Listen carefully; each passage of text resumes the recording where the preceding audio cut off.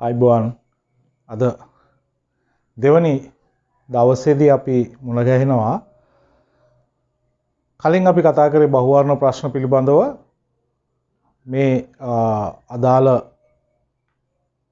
ප්‍රශ්න පත්‍රය පිළිබඳව තොරතුරු තාක්ෂණය එහෙම නැත්නම් ඩිජිටල් පරිසරයේ තොරතුරු පද්ධති පිළිබඳ දේශන ප්‍රශ්න පත්‍රවල දෙවනි කොටස තමයි අපි අදින් ආරම්භ කරන්නේ. දැනටමත් ඔබ දන්න විදිහට මෙම ප්‍රශ්න පත්‍රයේ කිසිම ප්‍රශ්නයක් ඔබට අතහරින්න බෑ. හැම ප්‍රශ්නයකටම පිළිතුරු සපයන්න සිද්ධ වෙනවා. මේ පිළිතුරු සැපයීමේදී ඔබට ලකුණු දීමේ පටිපාටියත් මම පළවෙනි දවසේදී විස්තර කරා. කලින් ප්‍රශ්න පත්‍ර සාකච්ඡාවේදී විස්තර කරා. ඉතින් දැන් අද කතා කරන්න අපි ලකුණු 10 බැගින් තියෙන ප්‍රශ්න සහ තවත් ලකුණු 25ක අවසාන ප්‍රශ්නය පිළිබඳව තමයි සාකච්ඡා කරන්නේ. අද කතා කරන්නේ 2020 ඔබට ලැබුණු ප්‍රශ්න පත්‍රය පිළිබඳව. හොඳයි. ඔබට මේ ප්‍රශ්නේ ලැබෙනකොට පොඩි විස්තරයක් එක්ක තමයි හැම ප්‍රශ්නයක්ම තියෙන්නේ. පොඩි හැඳින්වීමක් තියෙනවා, කේස් එකක් තියෙනවා, සිද්ධියක් තියෙනවා. මේක සංකීර්ණ සිද්ධි අධ්‍යයනයක් නෙවෙයි ඔබට අවසාන 7 වෙනි ප්‍රශ්නේදී ලැබෙනවා වගේ. නමුත් මෙතන යම්කිසි හැඳින්වීමක් කරලා ඒ ආශ්‍රිතව තමයි අහන්නේ. වර්තමානයේදී ආයතනික සහ පෞද්ගලික තීරණ ගැනීමේදී තොරතුරු අත්‍යවශ්‍ය කාර්යභාරයක් ඉටු කරයි. තොරතුරු පද්ධති තොරතුරු වල ගුණත්වය පිළිබඳ සැලකිලිමත් වන අතරම සෑම ආයතනයක්ම ඔවුන්ගේ පද්ධති තුල බොහෝ ක්‍රියාවලී ගොඩනගා ඇත. ඔන්න ඕක තමයි දීලා තියෙන විස්තරය. මෙතනින් මේ ආශ්‍රිතවම නෙවෙයි ඔබට යම්කිසි වටපිටාවක් හඳුන්වලා දීලා තමයි ප්‍රශ්න කීපය අහන්නේ. මේ ලකුණු 10ක් හිමි වන ප්‍රශ්නයක්. මුලින්ම අහනවා මේ පළවෙනි පාඩමට අදාළ ප්‍රශ්නය. පළවෙනි පාඩමට අදාළ ප්‍රශ්නයක් තමයි ඔබෙන් මේ අහලා තියෙන්නේ. පළවෙනි පාඩම අපි හඳුන්වුවේ සංකල්ප හඳුනා ගැනීම. දත්ත සහ තොරතුරු, දත්ත මූලාශ්‍ර, තොරතුරු වල ගති ලක්ෂණ, දත්ත තොරතුරු වල වෙනස්කම් නේද? මේ වගේ දේවල් තමයි අපි පළවෙනි පාඩමෙන් කතා කරේ. සමහරවල් දත්ත සහ තොරතුරු අතර වෙනස්කම් තුනක් ලැයිස්තුගත කරන්න කියලා. දත්ත සහ තොරතුරු අතර වෙනස්කම් තුනක් නෙවෙයි බොහොමයක් අපි කතා කරලා තියෙනවා. අපි මේ වෙනස්කම් පිළිබඳ කතා කරගත්තොත් අපි දන්නවා දත්ත ඇති වෙන්නේ දෛනික ක්‍රියාකාරකම් වල ප්‍රතිඵලයක් විදිහට කියලා. දත්ත කවුරුත් ආයාසයෙන් ඇති කරන්න යන්නේ නැහැ. ආයතනයක දත්ත ඇති වුණාට ආයතනයේ මූලික පරමාර්ථය දත්ත ඇති කිරීම නෙවෙයි. ආයතනයේ මූලික පරමාර්ථය ආයතනය තුල යම්කිසි ආයතනය තුල අත්‍යවශ්‍ය ගනුදෙනු සිදු කිරීම. සුපිරි වෙනසක් ගත්තොත් ඒ දවසේ සිද්ධ වෙන ට්‍රාන්සැක්ෂන් ටික තමයි සිද්ධ කරන්නේ. හැබැයි මේ දෛනික ක්‍රියාකාරකම් වල ප්‍රතිඵලයක් විදිහට දත්ත ඇති වෙනවා. දැන් තොග නිකුත් කිරීම දෛනික ක්‍රියාවලියක්. ඉතින් එතන දත්ත ඇති වෙනවා. මෙච්චරක් නිකුත් කරා, මෙච්චරක් ලැබුණා. මේ වගේ. ඊට පස්සේ භාණ්ඩ විකිණීම සාමාන්‍ය දෛනික ක්‍රියාවලියක්. ඉතින් ඒ දෛනික ක්‍රියාවලිය ආශ්‍රිතව මෙච්චරක් විකුණලා තියෙනවා. මේ භාණ්ඩ විකුණපු ප්‍රමාණය පිළිබඳ දත්ත ඇති වෙලා තියෙනවා. එහෙනම් මේවා තමයි මෙහෙම තමයි දත්ත ඇති වෙන්නේ. නමුත් තොරතුරු කියන්නේ එහෙම එකක් නෙවෙයි. දත්ත බැලුමට අපිට තේරුම් ගන්න බැරි නිසා දත්ත යම්කිසි ආකාරයකට සකස් කරලා අපි තොරතුරු නිර්මාණය කරගන්නවා. දත්ත යම්කිසි ආකාරයකට සකස් කරලා තොරතුරක් නිර්මාණය කරගන්නවා. දත්ත සහ තොරතුරු කියන්නේ දෙකක්. අපි සමානාර්ථයෙන් හිතුවා. සාමාන්‍ය ව්‍යවහාරයේදී. හැබැයි මෙතෙන්දී කියනවා දත්ත තොරතුරු වලින් වෙනස් වෙන්නේ කොහොමද?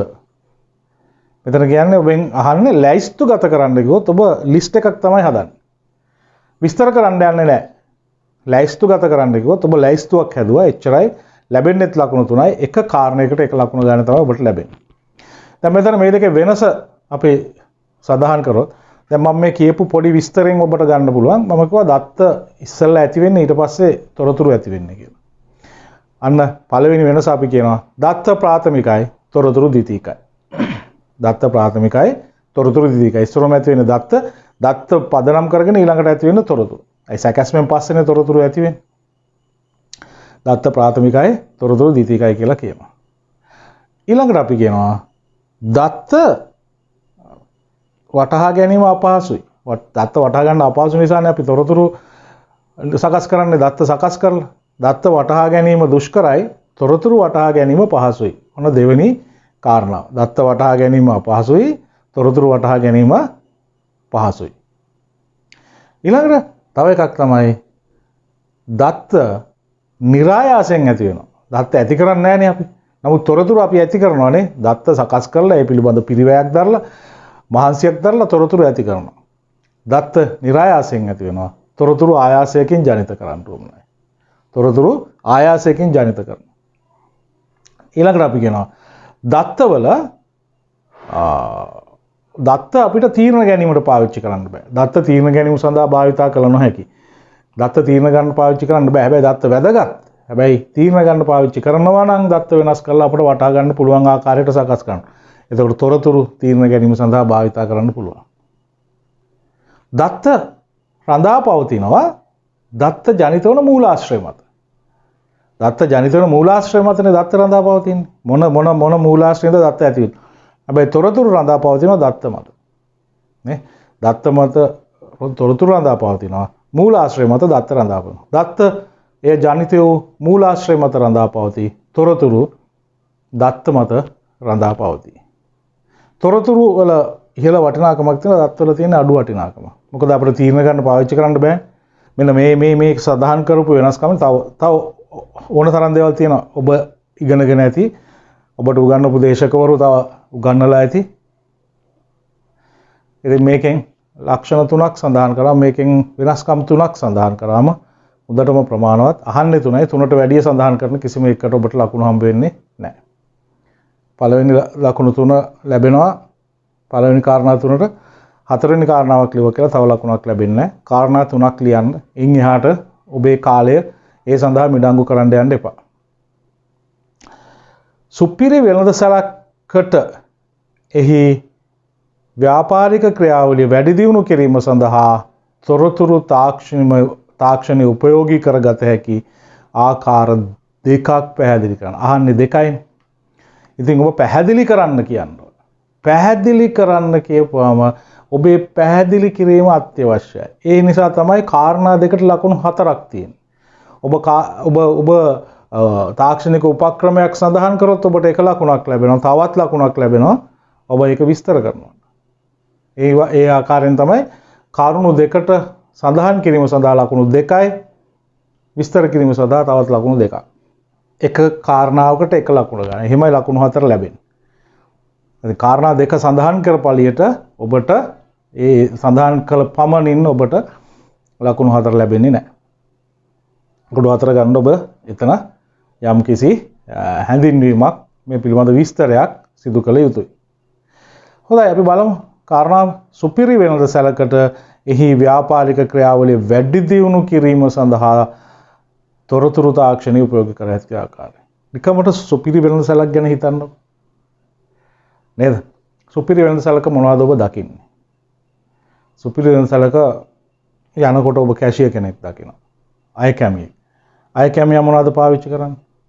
අය කැමියා පාවිච්චි කරන දේවල් එතන තියෙන පොස් සිස්ටම් එකක්. අන්න පළවෙනි කාරණාව. නේ? විකුණුම් ස්ථාන පද්ධති පාවිච්චි කරන්න පුළුවන්. විකුණුම් ස්ථාන පද්ධතියක් එහෙම නැත්නම් අපි ඔකට කියනවා point of sale system. point of sale system කෙටියෙන් POS system කියලා කියනවා. විකුණුම් ස්ථාන පද්ධතිය. අන්න පාවිච්චි කරන්න පුළුවන් පළවෙනි. මොකද්ද මේකෙන් වෙන්නේ? කාර්යක්ෂමතාවයක් ඇති කරනවා. අපේ විකුණුම් ක්‍රියාවලිය හරි බිල්පත් සැකසීම මේ වගේ හැම දෙයක්ම ඔන්න කාර්යක්ෂමව සිදු කිරීම සඳහා point of sales ක්‍රමයක් පාවිච්චි කරන්න පුළුවන්. ඊළඟට තව මොනවද කරන්නේ? ඊළඟට අපිට තියෙන කාඩ්පත් අපි පාවිච්චි කරනවා. ඩෙබිට් කාඩ්, ක්‍රෙඩිට් කාඩ් වගේ තියෙන දේවල්. ඩෙබිට් කාඩ්, ක්‍රෙඩිට් කාඩ් වගේ දේවල් අපිට සත්‍යාපනය කරන්න පුළුවන්. වෙරිෆිකේෂන් කරන්න පුළුවන්. නේ? එවනත් අපිට ඕන කාඩ් එකක් දාලා අපිට ගෙවන්න බෑ. ඒක වෙරිෆිකේෂන් එකෙන් පස්සේ තමයි සිද්ධ වෙන්නේ. ඉතින් ණයපත් වගේ දේවල් නේද? මේ අපිට පුළුවනි සත්‍යාපනය කරන්න, වෙරිෆයි කරන්න. වෙරිෆයි කරලා අපිට එතන නිවැරදිතාවයක් සහ තහවුරුවක් ලබා ගන්න පුළුවන් ගනුදෙනු පිළිබඳව. එතන යාට ගියාම අපිට තොග පාලන පද්ධතියක් පාවිච්චි කරන්න පුළුවන්. තොග පාලන පද්ධතියක් පාවිච්චි කරලා අපේ තොග මට්ටම් පිළිබඳ යාවත්කාලින තොරතුරු ජනනය කරන්න පුළුවන්. ඒ නිසා මොකද වෙන්නේ? අපිට තොගයේ හිගයක් ඇතිවන එක වළක්වාගෙන කාර්යක්ෂම ව්‍යාපාරික මෙහෙයුමකට අවශ්‍ය තොග පාලනයක් සිදු කරන්න පුළුවන්. හරි තොග තොරතුරු අපිට ලැබුණ නැත්නම් සමහරලාට අපි හිතනවා මෙතන බඩු තියනවා කියලා. අපිට විකුණන්න ඕන දේවල් තියනවා. හැබැයි ඇත්තටම බලනකොට නැහැ. ඇයි? හරි තොරතුරු ලැබිලා නැහැනේ නේ. දැන් අපි ගත්තොත් එහෙම තොගයක තියෙන අර ප්‍රතියනවුම් මට්ටම් වගේ දේවල් ඔටෝමේට් කරලා තිබ්බොත් ඒ පිළිබඳ දැනුවත් කිරීම සංකීර්ණ ඉහළ ගණයේ පද්ධති වලට ගියොත් එහෙම ඒවා ආභ්‍යන්තර වශයෙන් නෙවෙයි සමහරට සප්ලයර්ස්ලාටත් රෙජිස්ටර්ඩ් සප්ලයර්ස්ලාටත් මේ පිළිබඳ ඇලර්ට් එකක් දැනුවත් කිරීමක් යන විදිහට ඒවා වින්‍යාසගත කිරීම කරන්න පුළුවන්. ආයතන අවශ්‍යතාවය මත තොග පාලන පද්ධති භාවිතා කරන්න පුළුවන් අපිට. තොග පාලන පද්ධති. ඊට පස්සේ තව මොනවද පාවිච්චි කරන්න පුළුවන්? අපිට බාකෝඩ් සිස්ටම් පාවිච්චි කරන්න පුළුවන්. තීරු කේත මගින් කාර්යක්ෂමව තොරතුරු ග්‍රහණය කර ගැනීමක්. දැන් දත්ත ඇතුළත් කිරීම සහ දත්ත ග්‍රහණය කිරීම කියලා දෙකක් තියෙනවා. data input කියන්නේ එකක්, data capture කියලා කියන්නේ එකක්. දැන් අපි keyboard එකෙන් මොනවා හරි enter කරුවොත් keyboard එකෙන් enter කරන්නේ අපි data input. අපි කියන keyboard එකෙන් data input device එකක් කියලා. දැන් අපි ගත්තොත් barcode reader එකක්, නේ RFID reader එකක්, එහෙම නැත්නම් fingerprint reader එකක්, face detection එකක්. මේ වගේ ගත්තොත් අපි කියන්නේ ඒවා data input නෙවෙයි, ඒවා data capture. දැන් මගේ මූණ scan කරලා capture කරගන්නවා. නේද? barcode එකක් capture කරගන්නවා. නේ ඒ වගේ capturing device මගින් විශාල දත්ත ප්‍රමාණයක් එකවර ඇතුළත් කර ගැනීම මගින් කාර්යක්ෂමතාවයක්, විකුණුම් ක්‍රියාවලියේ කාර්යක්ෂමතාවයක් සහ නිවැරදි දත්ත ඇතුළත් කිරීමක් සිද්ධ කරන්න පුළුවන්. මේ වගේ කාරණා කීපයක් ඔබට සඳහන් කරන්න පුළුවන්.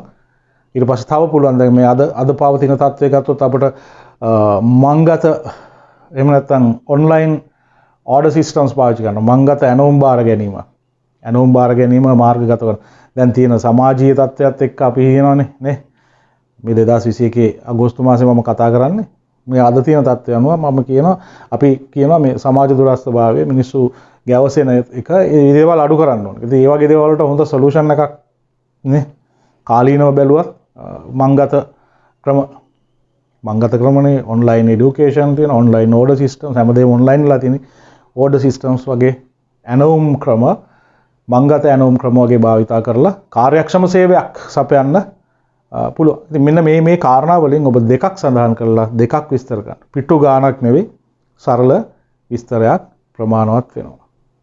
සරල විස්තරයක් ප්‍රමාණවත් වෙනවා. ඔබට ලකුණු ලැබෙන්නේ එක ලකුණයි විස්තර කරනවට එක කාරණාවක්. ඒ නිසා විශාල විස්තර නෙවෙයි අවශ්‍ය ප්‍රමාණයට විස්තරය කරන්න ඔබේ කාලය අපතේ අරින්නට එපා. හරි ඔබට අපතේ අරින්නට එපා. උදාහරණ දෙකක් මම මේ ඔබට දැක ගන්න පුළුවන් ස්ක්‍රීන් එකේ තියෙනවා. උදාහරණ දෙකක් මම ස්ක්‍රීන් එකේ තියෙනවා. මේ විදිහට අනිත් දේවල් විස්තර කරන්න. විශාල විස්තර කිරීම වලට යන්න එපා. හොඳයි. ඊළඟට ජංගම දුරකථනයක ගබඩා කළ හැකි ඔබේ පෞද්ගලික ජීවිතයට සම්බන්ධ තොරතුරු වර්ග 3ක් සඳහන් කරන්න. තොරතුරු වර්ග 3ක් සඳහන් කරන්න. ඒකට ලකුණු 3යි. සඳහන් කරන්න කිව්වොත් සඳහන් කිරීම ප්‍රමාණවත්. ආයේ ඒක විස්තර කරන්න යන්නේ නැහැ. ලෑස්තිගත කරන්න කිව්වත් එකයි, සඳහන් කරන්න කිව්වත් එකයි. ආයේ ඒකේ අපි දෙයක් ආපහු ලියන්න යන්නේ නැහැ පිළිබඳ විස්තරයක්. විස්තර කරන්න, විශ්ලේෂණය කරන්න, සඳහන් කරන්න එහෙම දෙයක් නැහැ නේද? මෙතෙන්දී මොනවද සඳහන් කරන්න පුළුවන්? අපේ පෞද්ගලික බලන්න ඔබේ මොබයිල් ෆෝන් එක ගැන හිතන්න. මොබයිල් ෆෝන් එකේ මොනවද තියෙන්නේ? ඔයාගේ ඊමේල් ටික තියෙනවා. නේ? විද්‍යුත් තැපැල් ගබඩා කිරීම. ඇඩ්‍රස් බුක් එක තියෙනවා. නේ? ඇඩ්‍රස් බුක් එක තියෙනවා. නේද? කන්ටැක්ට් ලිස්ට් එක. සම්බන්ධතා සහ ටෙලිෆෝන් අංක ඇතුළත් ඇඩ්‍රස් බුක් එක වාට තියාගන්න පුළුවන්. ලිපිනයක්. ඊට පස්සේ ඔයාගේ ඉදිරියට කළ යුතු වැඩ කටයුතු පිළිබඳ ඔබ දාලා තියෙන සටහන් ඔයාට කියනවා අපි to do list කියලා. එහෙම දේවල් තියාගන්න පුළුවන්. to do list එක. ඊට අමතරව ඔබගේ වැදගත් ලියකියවිලි ගබඩා කරලා තියන්න පුළුවන්. වැදගත් ලියකියවිලි ඩිජිටල් කොපිස් විදියට එහෙම නැත්නම් ඉලෙක්ට්‍රොනික කොපිස් විදියට ඔබේ ජංගම දුරකථනයේ එහෙම නැත්නම් ස්මාර්ට් ඩිවයිස් එකේ ගබඩා කරලා තියන්න පුළුවන්. ස්මාර්ට් ඩිවයිස් එකේ ගබඩා කරලා තියන්න පුළුවන්. තව මොනවාද තියෙන්නේ? තව තියෙනවා ඔබේ ඡායාරූප ගබඩා කරලා තියන්න පුළුවන්. ඡායාරූප ෆොටෝස් ගබඩා කරලා තියන්න පුළුවන්. ඉතින් මේ වගේ විශාල ඊළඟට ඔබේ කැලෙන්ඩර් එන්ට්‍රීස් නේ ඔබේ දින දර්ශනය දිනපොත මේ හැම දෙයක්ම ඔබේ ස්මාර්ට් ඩිවයිස් එකේ ගබඩා කරලා තියන්න පුළුවන්. මේ කියන්නේ සඳහන් කරන්න කිව්වොත් ඔබ සඳහන් කරනවා පමණයි ඔබ ඊට වඩා දෙයක් කරන්නට යන්නේ නැහැ. හොඳයි. අපි කතා කරේ B කොටසේ පළවෙනි ප්‍රශ්නය. B කොටසේ පළවෙනි ප්‍රශ්නය කියන්නේ ප්‍රශ්න පත්‍රයේ දෙවෙනි ප්‍රශ්නය. ලකුණු 10ක් හිමි වෙන දෙවෙනි ප්‍රශ්නය. හොඳයි. දැන් අපි තවත් ප්‍රශ්නයක් බලමු. තුන්වෙනි ප්‍රශ්නයට මම යන්නේ ලකුණු 10ක් හිමි වෙන තවත් ප්‍රශ්නයක්. ෆාම් ෆ්‍රෙෂ් යනු කාබනික එළවලු සහ පළතුරු කෙරෙහි නැඹුරු සිල්ලර වෙළඳ දාමයකි. ඔන්න රීටේල් චේන් එකක් තමයි ෆාම් ෆ්‍රෙෂ් කියලා කියන්නේ. ඔවුන්ටම අයත් නුවර එළියේ පිහිටි හරිතාගාර වලින් සහ දඹුල්ලේ ගොවිපළවල් වලින් නිෂ්පාදිත ලබා ගනී. දඹුල්ලේ තියෙන ගොවිපළවල් වලින් නිෂ්පාදිත ලබා ගන්නවා. දැනට ඔවුන්ගේ ශාඛා සාප්පු බොරලැස්ගමුව බලන්න කොහෙද තැන් කියලා බොරලැස්ගමුව වැල්ලවත්ත බත්තර මුල්ලේ පිහිටා ඇත. මේ ඔක්කොම එනම් තියෙන්නේ බස්නාහිර පළාතේ. බත්තර මුල්ලේ පිහිටා ඇත. සමාගමේ ඉහළ කළමනාකාරීත්වයේ ඉල්ලීම පරිදි සිදු කරන ලද පර්යේෂණයකින් නාගරික ප්‍රදේශවල ජීවත් වන ඉහළ ගුණත්වයක් සඳහා ගෙවීමට කැමති පාරිභෝගිකයන්ගෙන් කාබනීක ආහාර සඳහා වැඩි ඉල්ලුමක් ඇති බව යෝජනා වී ඇත. ඔන්න ඔබට දීලා තියෙන කේස් එක මෙතන. සිද්ධිය. මේ සිද්ධිය ආශ්‍රිතව තමයි අපිට පිළිතුරු සපයන්න සිද්ධ වෙන්නේ.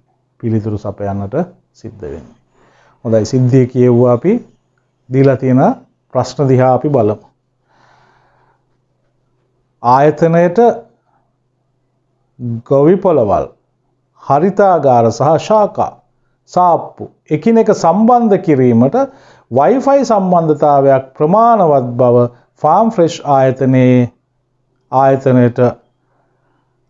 සේවකයෙක් යෝජනා කර ඇත. එන සේවකයෙක් කියනවලු මේක තියෙන වටපිටාවේ තියෙන කියන්නේ ව්‍යාප්ත වෙලා තියෙන දැන් ඔබ දන්නවනේ මේවා ව්‍යාප්ත වෙලා තියෙන යම් යම් දුරවල් වලින් නේ බොරලැස්ගමුව වැල්ලවත්ත බත්තර මුල්ල මේ වගේ ඊට අමතරව වෙනත් ප්‍රදේශ වලටත් මේක ව්‍යාප්ත කරන්නත් බලාපොරොත්තු වෙනවලු කොළඹින් බාහිරව. එතකොට මොනවාද ඒගොල්ලන්ට තව තියෙනවා ඒගොල්ලගේ ගොවිපළවල් තියෙනවා නුවර එළිය නේද? ඊට පස්සේ දඹුල්ල මේවත් එක්ක මේ සේවකයෙක් යෝජනා කරනවලු Wi-Fi වලින් මේ ඔක්කොම එකට සම්බන්ධ කරන්න පුළුවන් කියලා. මෙම ප්‍රකාශය සමග එකඟ විය හැකිද? සඳහන් කරන්න. ඔබගේ උත්තරය සාධාරණීකරණය කිරීම සඳහා කරුණු පැහැදිලි කරන්න ලකුණු 3ක් ලැබෙනවා. අපි කතා කරලා තියෙනවා අන්තර්ජාලය සහ අන්තර්ජාලයට ප්‍රවේශ වන මාධ්‍යයන් විදිහට Wi-Fi කියන්නේ මොකක්ද කියලා. Wi-Fi කියලා කියන්නේ එහෙම නැත්නම් අපි ඔක කියනවා wireless fidelity කියලා. wireless fidelity කියන්නේ අපිට ඉතාමත් අඩු වියදමකින් අන්තර්ජාල පහසුකම් වගේ දේවල් ලබා ගන්න පුළුවන් ජාලකරණ පහසුකමක්. හැබැයි මේ අන්තර්ජාල පහසුකම් කියලා කියන්නේ මේක ඇත්තටම පාවිච්චි කරන්නේ ඩොමෙස්ටික් එහෙම නැත්නම් ගෘහස්ථව පාවිච්චි කරන්න පුළුවන්. එහෙම නැත්නම් ආයතනයක් තුල අපි කියන්නේ WLAN කියලා නේ. WLAN වගේ එකක් wireless LAN එකක්. LAN කියලා කියන්නේ local area networks නේ. මේ වගේ දේවල් වලට පාවිච්චි කරන්න පුළුවන් දෙයක් තමයි Wi-Fi කියලා කියන්නේ wireless fidelity. මේකේ signal strength එක නැත්නම් ආවරණ කලාපය මීටර් 100ක diameter එකක් තියෙන කලාපයක තමයි මේක අපිට පාවිච්චි කරන්න පුළුවන් වෙන්නේ. ඒ කියන්නේ wireless තියෙනවා access point එකක්. මේ access point එකේ ඉඳලා මීටර් 100ක් දුරට රවුමට මේක හරි මැද තිබ්බොත් මීටර් 100ක් දල වශයෙන් ගත්තොත් තියන්න පුළුවන්. අනිත් එක මේවා බාධාවල් වලට නේ බාධාවල් වලට බොහොම සංවේදී.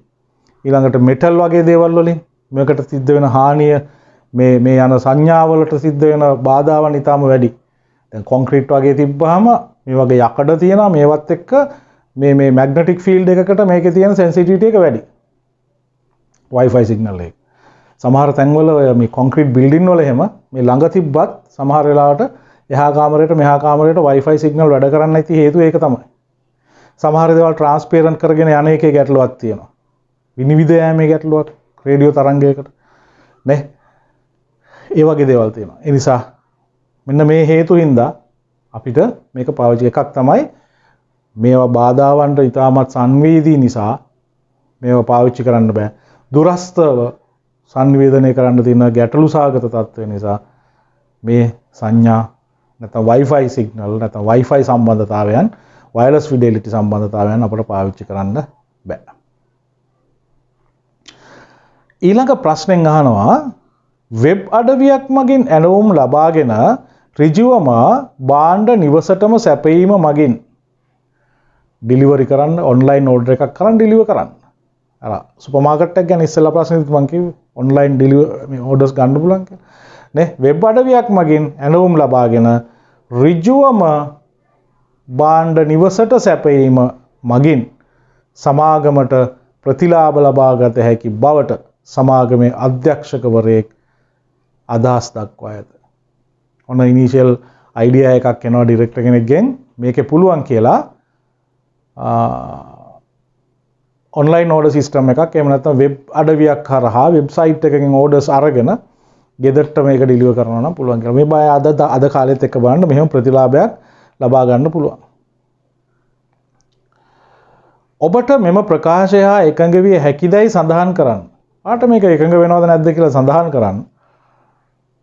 අවම වශයෙන් විය හැකි හේතු දෙකක් භාවිතා කරමින් ඔබේ උත්තරය තක්සේරු කරන්න. මේක ඉතින් පොසිටිව් විදියට හිතන්න පුළුවන් අපිට. මේ තියෙන කාලෙත් එක්කනේ. විය හැකි දේවල්. එකක් වර්තමාන තත්ත්වයට එක්ක ඔබට කියන්න පුළුවන්. පළවෙනි කාරණාව. මේ ප්‍රකාශයට එකඟ වෙනවා. ඇයි ඔබ එකඟ වෙන්නේ? එකක් තමයි වර්තමානයේ පවතින මේ එපිඩමික් තත්ත්වය නිසා එහෙම නැත්නම් මේ වසංගත තත්ත්වයට එක්ක මිනිස්සුන්ගේ ක්‍රමයක් නැහැ. මිනිස්සුන්ගේ පාරිභෝගිකයින් විශාල ප්‍රමාණයක එක තැන රැස්වීමට අකමැති වීමත් එහෙම රැස් කිරීම අවදානම්කාරී වීමත් නිසා මේ වගේ ක්‍රමයකට පාරිභෝගිකයන්ගේ නැඹුරුව වැඩි.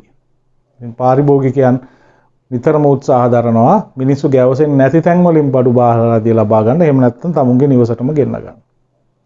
ඒ නිසා අපිට මේ වගේ වෙබ් අඩවියක් කරහා ඕඩර්ස් ලබාගෙන ඊට පස්සේ නිවසට ඩිලිවර් කරන එක ඉතාමත් ප්‍රතිලාභදායී වැඩක්. ඒ හරහා අපේ සේල්ස් වොලියුම් එකත් වැඩි කරගන්න පුළුවන්.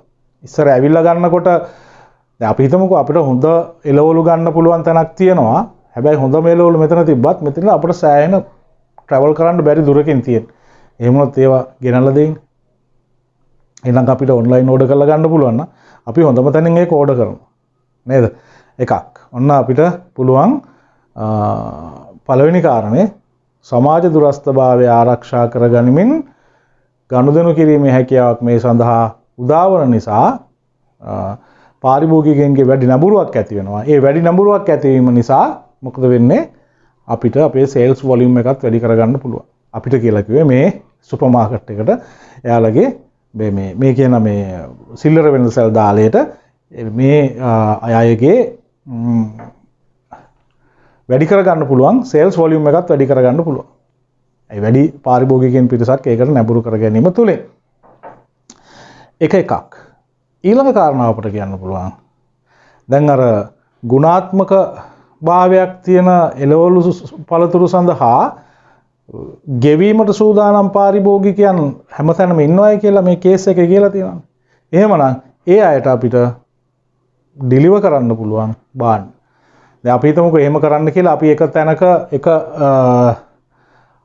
නගරයක අපි ආරම්භ කරන ස්ටෝර් එකක් රීටේල් පොයින්ට් එකක් ආරම්භ කරනවා. හැබැයි මේක ආරම්භ කරාට දරුවනේ මෙතන අපිට අවශ්‍ය ප්‍රමාණය ගනුදෙනු ටික සිද්ධ වෙන්නේ නැහැ. ගනුදෙනු කරවන්න ඉන්නවා. නමුත් අපි බලාපොරොත්තු වෙන ගනුදෙනු නෙවෙයි. අපිට ටර්නින් පොයින්ට් එකකට යන්න බෑ. බ්‍රේක් ඉවන් එකට යන්න බෑ. පාඩුයි.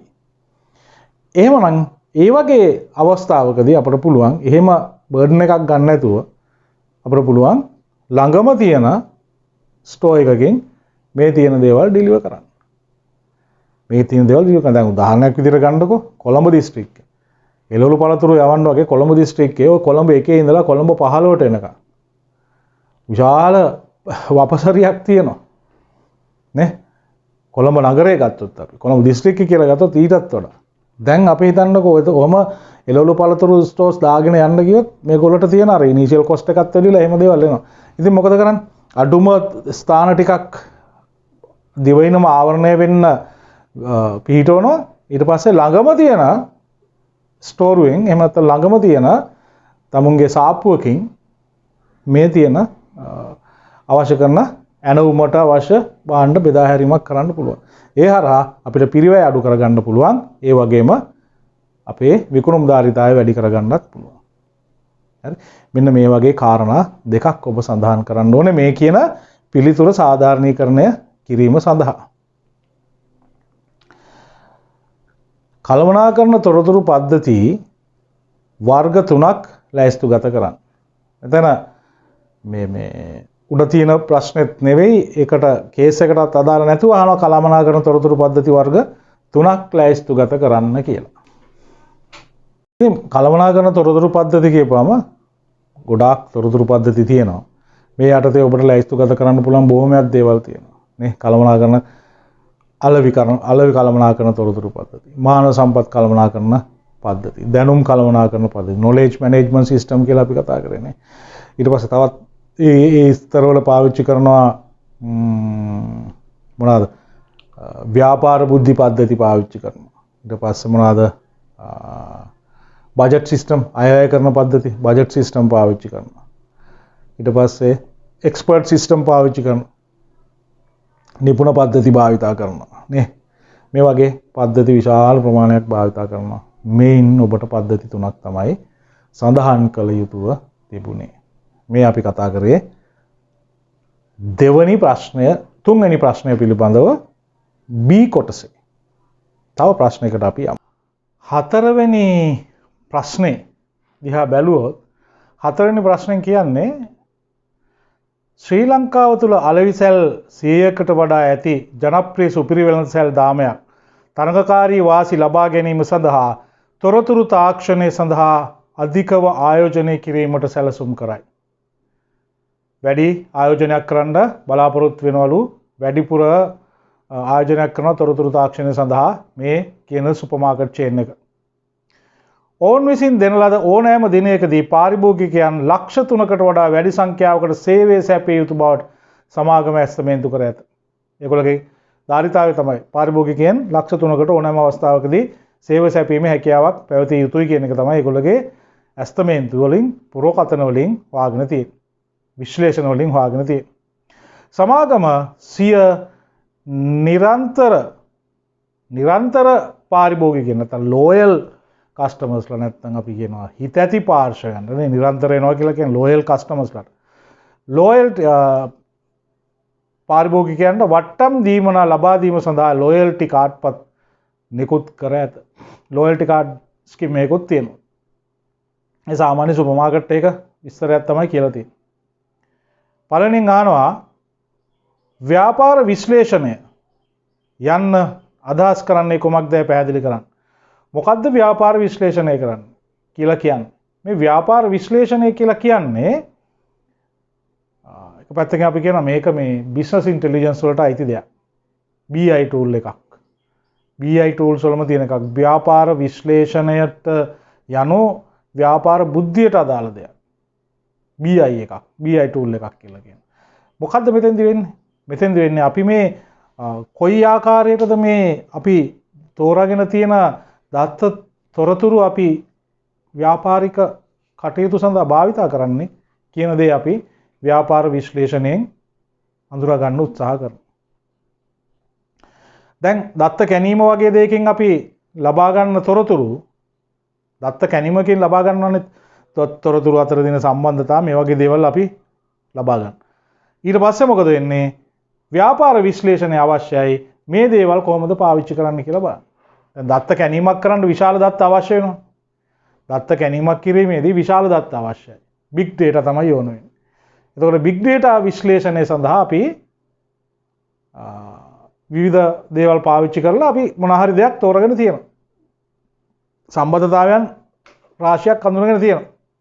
නැත්නම් අපිට සාමාන්‍ය දත්ත සැකසීමකදී හොයාගන්න බැරි වටිනා කියන දේවල් මේ දත්ත කැනීම වගේ හොයාගෙන තියෙනවා. මේක හොයාගත්තට බෑ. මේක පාවිච්චි කරන්න පුළුවන් වෙන්න බෑ. දැන් ඔබ දැනුමකින් සන්නද්ධ වුණාට බෑ දැනුම පාවිච්චි කරන විදියක් දැනගන්න බෑ. එහෙම නැත්නම් ඒක ප්‍රයෝජනයක් නෑනේ. මේක කොයි විදියටද පාවිච්චි කරන්න කියන එක තමයි අපි ව්‍යාපාර විශ්ලේෂණයේදී කරන්නේ. ව්‍යාපාර විශ්ලේෂණයේදී කරන්නේ මේකයි. මම සරල උදාහරණයක් කියන්නම් මේ සංකල්ප දෙක අඳුන ගන්න. ඔබ උදාහරණයට ගන්න ගෑස් වෙලෙන්දෙක්. ගෑස් සිලින්ඩර් එකක් කියන එක අපි දිනපතා මිලදී ගන්න දෙයක් නෙවෙයි. දැන් මේ ගෑස් වෙලෙන්දට තමුන්ගේ පාරිභෝගිකයන් එක කාලවලදී ගෑස් මිලදී ගත්ත කාල ටික මාස 2ක් 3ක් 4ක් 5ක් මේ විදිහට දීර්ඝ කාලිනව බලපුවම මෙයාට එක රටාවක් අඳුර ගන්න පුළුවන් තමුන්ගේ පාරිභෝගිකයන්ගේ. කොච්චර කාල සීමාවලදී අපි ගත්තොත් මාසයක් දවස් 30ක් වගේ පාවිච්චි කරන අය කවුද? ඊළඟට දවස් 45ක් වගේ පාවිච්චි කරන අය කවුද? එක ගෑස් සිලින්ඩරයක්. මේව අඳුර ගන්න පුළුවන්. තව රටාවක් අඳුර ගන්නත් පුළුවන්. ලොකු ගෑස් සිලින්ඩරේ පොඩි ගෑස් සිලින්ඩරේ දෙකම ගෙනියන අය ඉන්නවා. ලොකු එකක් ගෙනියන ටික කාලෙකින් පොඩි එකක් ගෙනියන ඒක රටාවක්. මේ බලන්න මෙන්න මේ ටික මෙයා හොඳට අවබෝධ කරගත්තොත් දීර්ඝ කාලයක් අධ්‍යයනය කරන්න බෑ. එක මාසයක දේවල් ටික අධ්‍යයනය කරලා මෙයාට බෑ එකපාරක් පාරිභෝගිකයෙක් ගන්න දේ මිලදී ගැනීම මත ඉඳගෙන අපිට තීරණය කරන්න බෑ මෙයාගේ රටාව මොකක්ද කියලා. දීර්ඝ කාලිනව තියෙන බිග් ඩේටා ඕන කියලා කියන්නේ ඒකයි විශාල දත්ත ඕන කියලා. කැනීම් කරලා අඳුන ගන්නවා කොහොමද අපි මේක පාවිච්චි කරගන්නේ. මොනවද මෙතන ගන්නද? දැන් මේක අඳුනගත්තට වැඩක් නැහැ. මෙයා මෙන්න මේ කාලවලදී ගන්නවා ගෑස් සිලින්ඩරේ ලොකු එක අරගෙන මෙච්චර කාලයකින් පොඩි එක ගන්නවා. හරි? මේ ටික දැනගත්තට වැඩක් නැහැ. මේක පාවිච්චි කරන්නේ කොහොමද කියලා දැනගන්න ඕනේ. මොකද ව්‍යාපාරයට අවශ්‍ය විදිහට කොහොමද මේක පාවිච්චි කරන්න කියලා. දැන් මේ පාරිභෝගිකයා මෙහෙම දෙයක් හිතනවා. මොකද්ද? ඔන්න මේ වෙලෙන්ද මෙහෙම හිතනවා. දැන් මේ අයගේ රටාවන් ටික අඳුරගත්තා. මෙයා තීරණයක් ගන්නවා.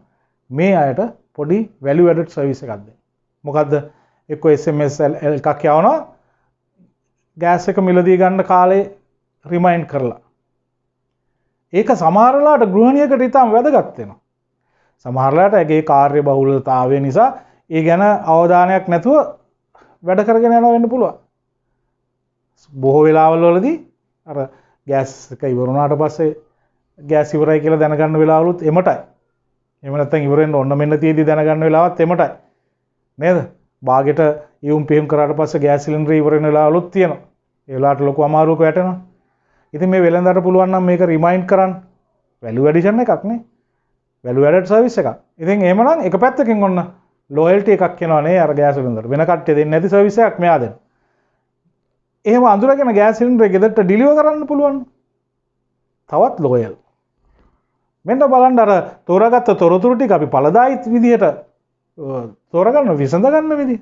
ඵලදායී විදිහට පාවිච්චි කරන විදිහ. නේද? ඵලදායී විදිහට පාවිච්චි කරන විදිහ. ඉතින් බලන්න කොච්චරක් ව්‍යාපාර විශ්ලේෂණය ව්‍යාපාරයකට වැදගත් වෙනවද කියලා. නේ? එතකොට ඔයා ව්‍යාපාර විශ්ලේෂණය කියන එකෙන් අදහස් කරන්නේ කොමක්ද කියලා හුවොත් කියන්නේ. ව්‍යාපාර විශ්ලේෂණය යනුවෙන් අදහස් කරන්නේ මෙහෙම කියන්නේ. ව්‍යාපාර විශ්ලේෂණය යනු ව්‍යාපාර බුද්ධියට අයත් එක් කොටසකි. නැත්නම් ව්‍යාපාර බුද්ධියේම කොටසකි. ව්‍යාපාර බුද්ධියමයි කියන්න එපා. ව්‍යාපාර බුද්ධියේම එක කොටසකි. ව්‍යාපාර විශ්ලේෂණ මගින් සිදු කරන්නේ දත්ත කැනීම් ආදිය මගින් හඳුනා ගන්නා ලද වටිනා තොරතුරු ව්‍යාපාර ක්‍රියාදාමය තුළ ඵලදායී ආකාරයෙන් භාවිතා කිරීම පිළිබඳ විශ්ලේෂණය කිරීමයි. අන්න ව්‍යාපාර විශ්ලේෂණය. අන්න ව්‍යාපාර විශ්ලේෂණය. මේ විශ්ලේෂණය කිරීම තමයි අපිට අදාළ වෙන්නේ. ඒක තමයි ව්‍යාපාර විශ්ලේෂණය කියන්නේ. ඔය පැහැදිලි කිරීම කරන්න. ඔන්න ලකුණු දෙකයි. ඊළඟට කියනවා සුපිරි වෙනසල් දාමයකට ව්‍යාපාර විශ්ලේෂණය භාවිතා කළ හැකි ක්‍රම දෙකක් අහන්නේ දෙකයි. අපි ටිකක් වැඩිපුර කතා කරමු. සුපිරි වෙළඳ සැලකට ව්‍යාපාර විශ්ලේෂණය භාවිතා කළ හැකි ක්‍රම. සුපිරි වෙළඳ සැලක එන පාරිභෝගිකයන්ගේ මිලදී ගැනීම රටාව අවබෝධ කරගන්න පුළුවන්. මිලදී ගැනීම රටාව අඳුර ගන්න පුළුවන්. මේ මිලදී ගැනීම රටාව අඳුර ගන්නවා කියලා කියන්නේ මොකක්ද? පාරිභෝගිකයන් එන ෆ්‍රීකවන්සි එක අඳුර ගන්න පුළුවන් සුපර් මාකට් එකට. නේ? එකම භාණ්ඩය ඊළඟට කොයි ආකාරයකටද මිලදී ගන්න කියන දේ අර ගෑස් වලින් වගේ ඒකත් හොයා ගන්න පුළුවන්. පාරිභෝගිකයාගේ මිලදී ගැනීමේ ශක්තිය අඳුර ගන්න පුළුවන්. මේ වගේ දේවල් අඳුර ගන්න පුළුවන්. නේ? දැන් මේවා අඳුරගෙන කොහොමද සුපිරි වෙළඳ සැල මේකට තීරණ ගන්න? ඔන්න එකක්. පාරිභෝගිකයාගේ මිලදී ගැනීම රටාවේ එකක් තමයි එකවර මිලදී ගන්න භාණ්ඩ ගැන ඔයාලට හොයන්න පුළුවන්. එකවර මිලදී ගන්න භාණ්ඩ මොනවද කියන එක විශ්ලේෂණය කරගන්න පුළුවන්. එකවර මොනවද මිලදී ගන්න භාණ්ඩ? දැන් අපි හිතමු මේ පාරිභෝගිකයා මිලදී ගන්නවා නූඩල්ස් පැකට් එකක්. නූඩල්ස් පැකට් එකත් එක්කම මේකට ඕන කරන අනිත් භාණ්ඩ ටිකත් මිලදී ගන්නවා කියලා හිතන්න. එළවලු ಜಾති එහෙම මේකට ඕන වෙනවා. සකස් කරද්දි. ඉතින් හඳුනා ගන්නවා මේවා big data වලින් මේ දත්ත කැණීම් වලින් හොයාගෙන දත්ත විශ්ලේෂණයේදී අපිට හම්බ වෙලා තියෙනවා මේ ඉන්න මේක තමයි රටාව. මේක ගත්ත කෙනා මේවත් අරන් තියෙනවා. ඒ දීර්ඝ කාලයක් විශ්ලේෂණය කරලා හොයාගන්නද. මේක කොහොමද පාවිච්චි කරන්නේ? මේක දැනගෙන හිටියට බෑ.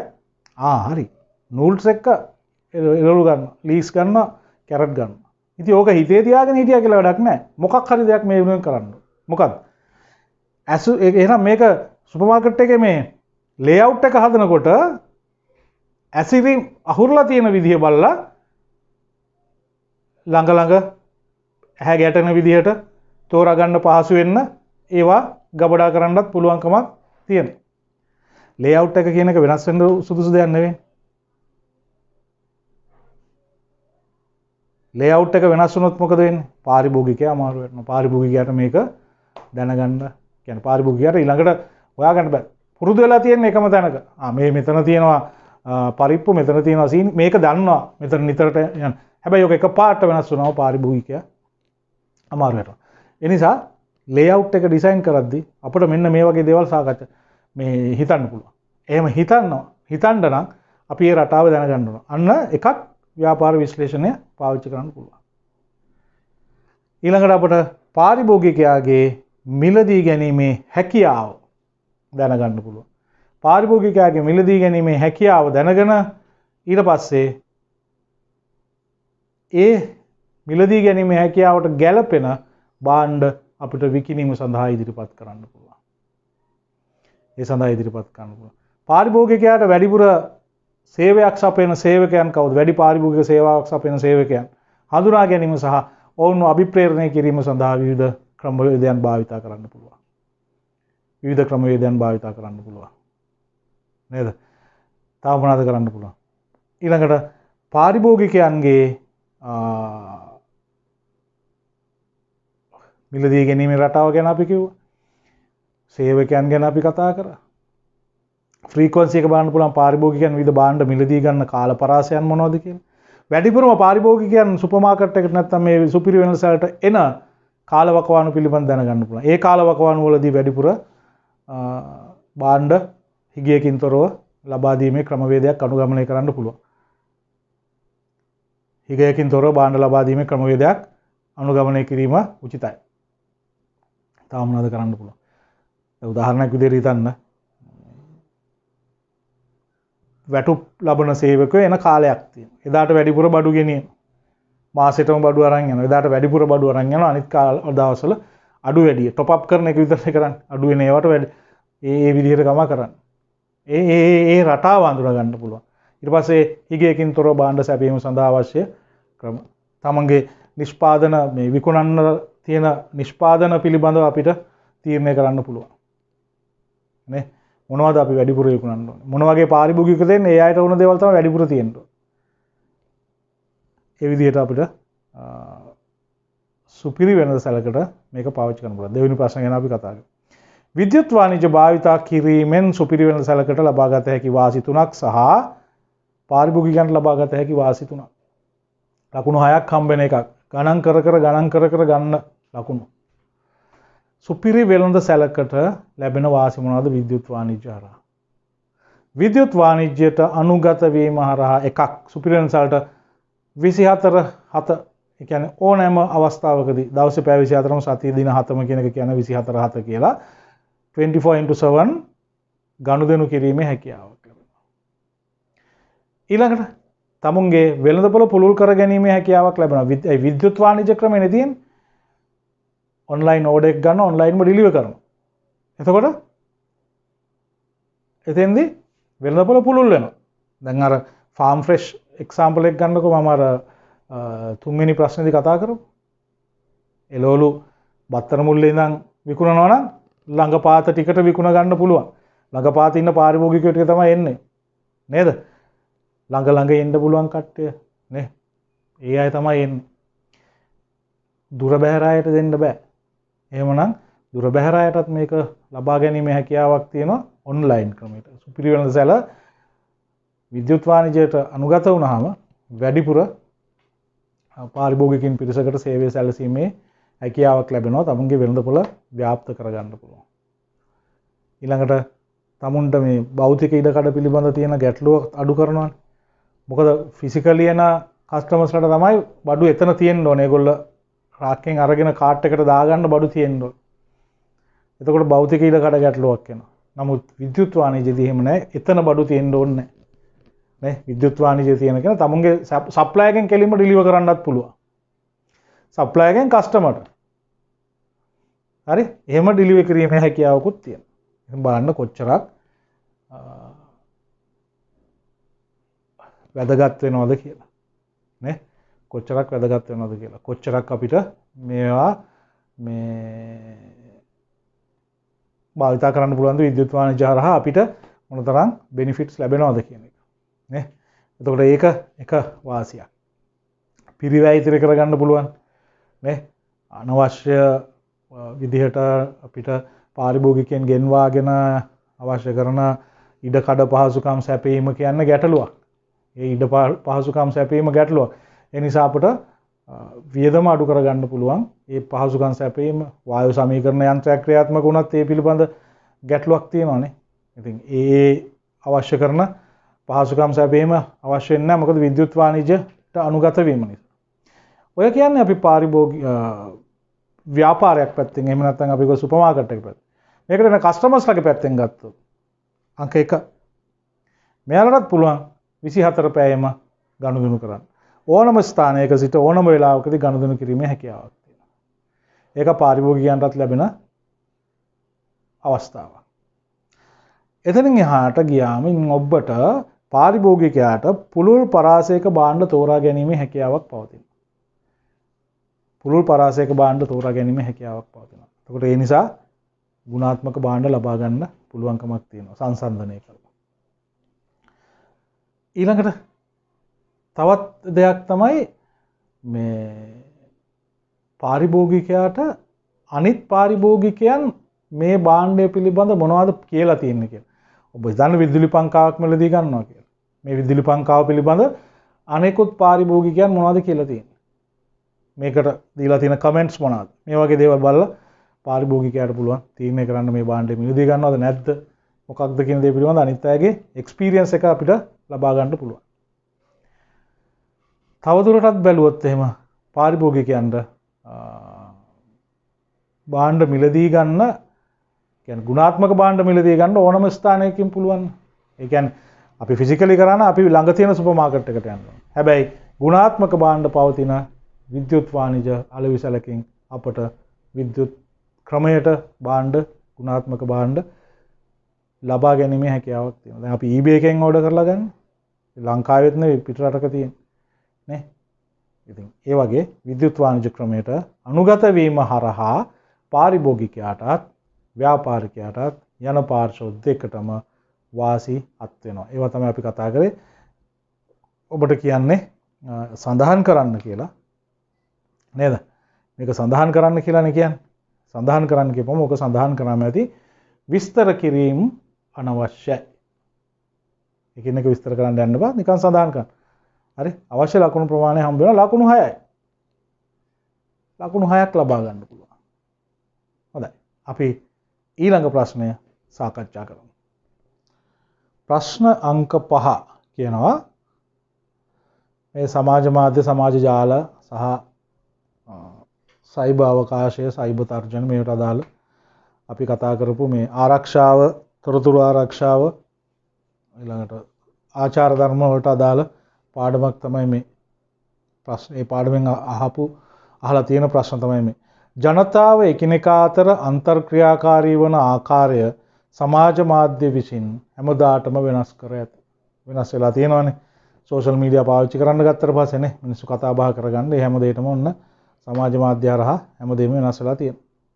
සමාජ මාධ්‍ය ජාල ප්‍රවාද ස්ටෝරිස් කතන්දර සහ පින්තූර ෆොටෝස් බෙදා ගැනීම සඳහා සම්බන්ධ වීම සහ යෙදුම් භාවිතය සඳහා සම්බන්ධ වීමෙන් එකිනෙකා සමග sannivedanayට පණිවිඩ යැවීමද සිදු කරයි. මෙම සමාජ ජාල යුගය ඔස්සේ මෙම සමාජ ජාල ඔස්සේ සංසරණය වන ව්‍යාජ ප්‍රවෘත්ති රාජ්‍ය සහ ව්‍යාපාරික ආයතන වලට බරපතල ලෙස සැලකිලිමත් විය යුතු කරුණක් බවට පත් වී ඇත. ආන පළවෙනි ප්‍රශ්නේ. සමාජ මාධ්‍ය සහ සමාජ ජාල වලින් ව්‍යාපාර සඳහා ධනාත්මක බලපෑම් මොනවාද? ව්‍යාපාර සඳහා වන ධනාත්මක බලපෑම් සඳහන් කරන්න. සඳහන් කරන්න කියන්නේ එක නිකන් ලිව්වම ඇති විස්තර කිරීම අනවශ්‍යයි. ලකුණු 4යි. මොනවාද? එකක්. මම කියනවා සමාජ මාධ්‍ය හරහා ව්‍යාපාර වලට නෙමෙයි යන්නේ.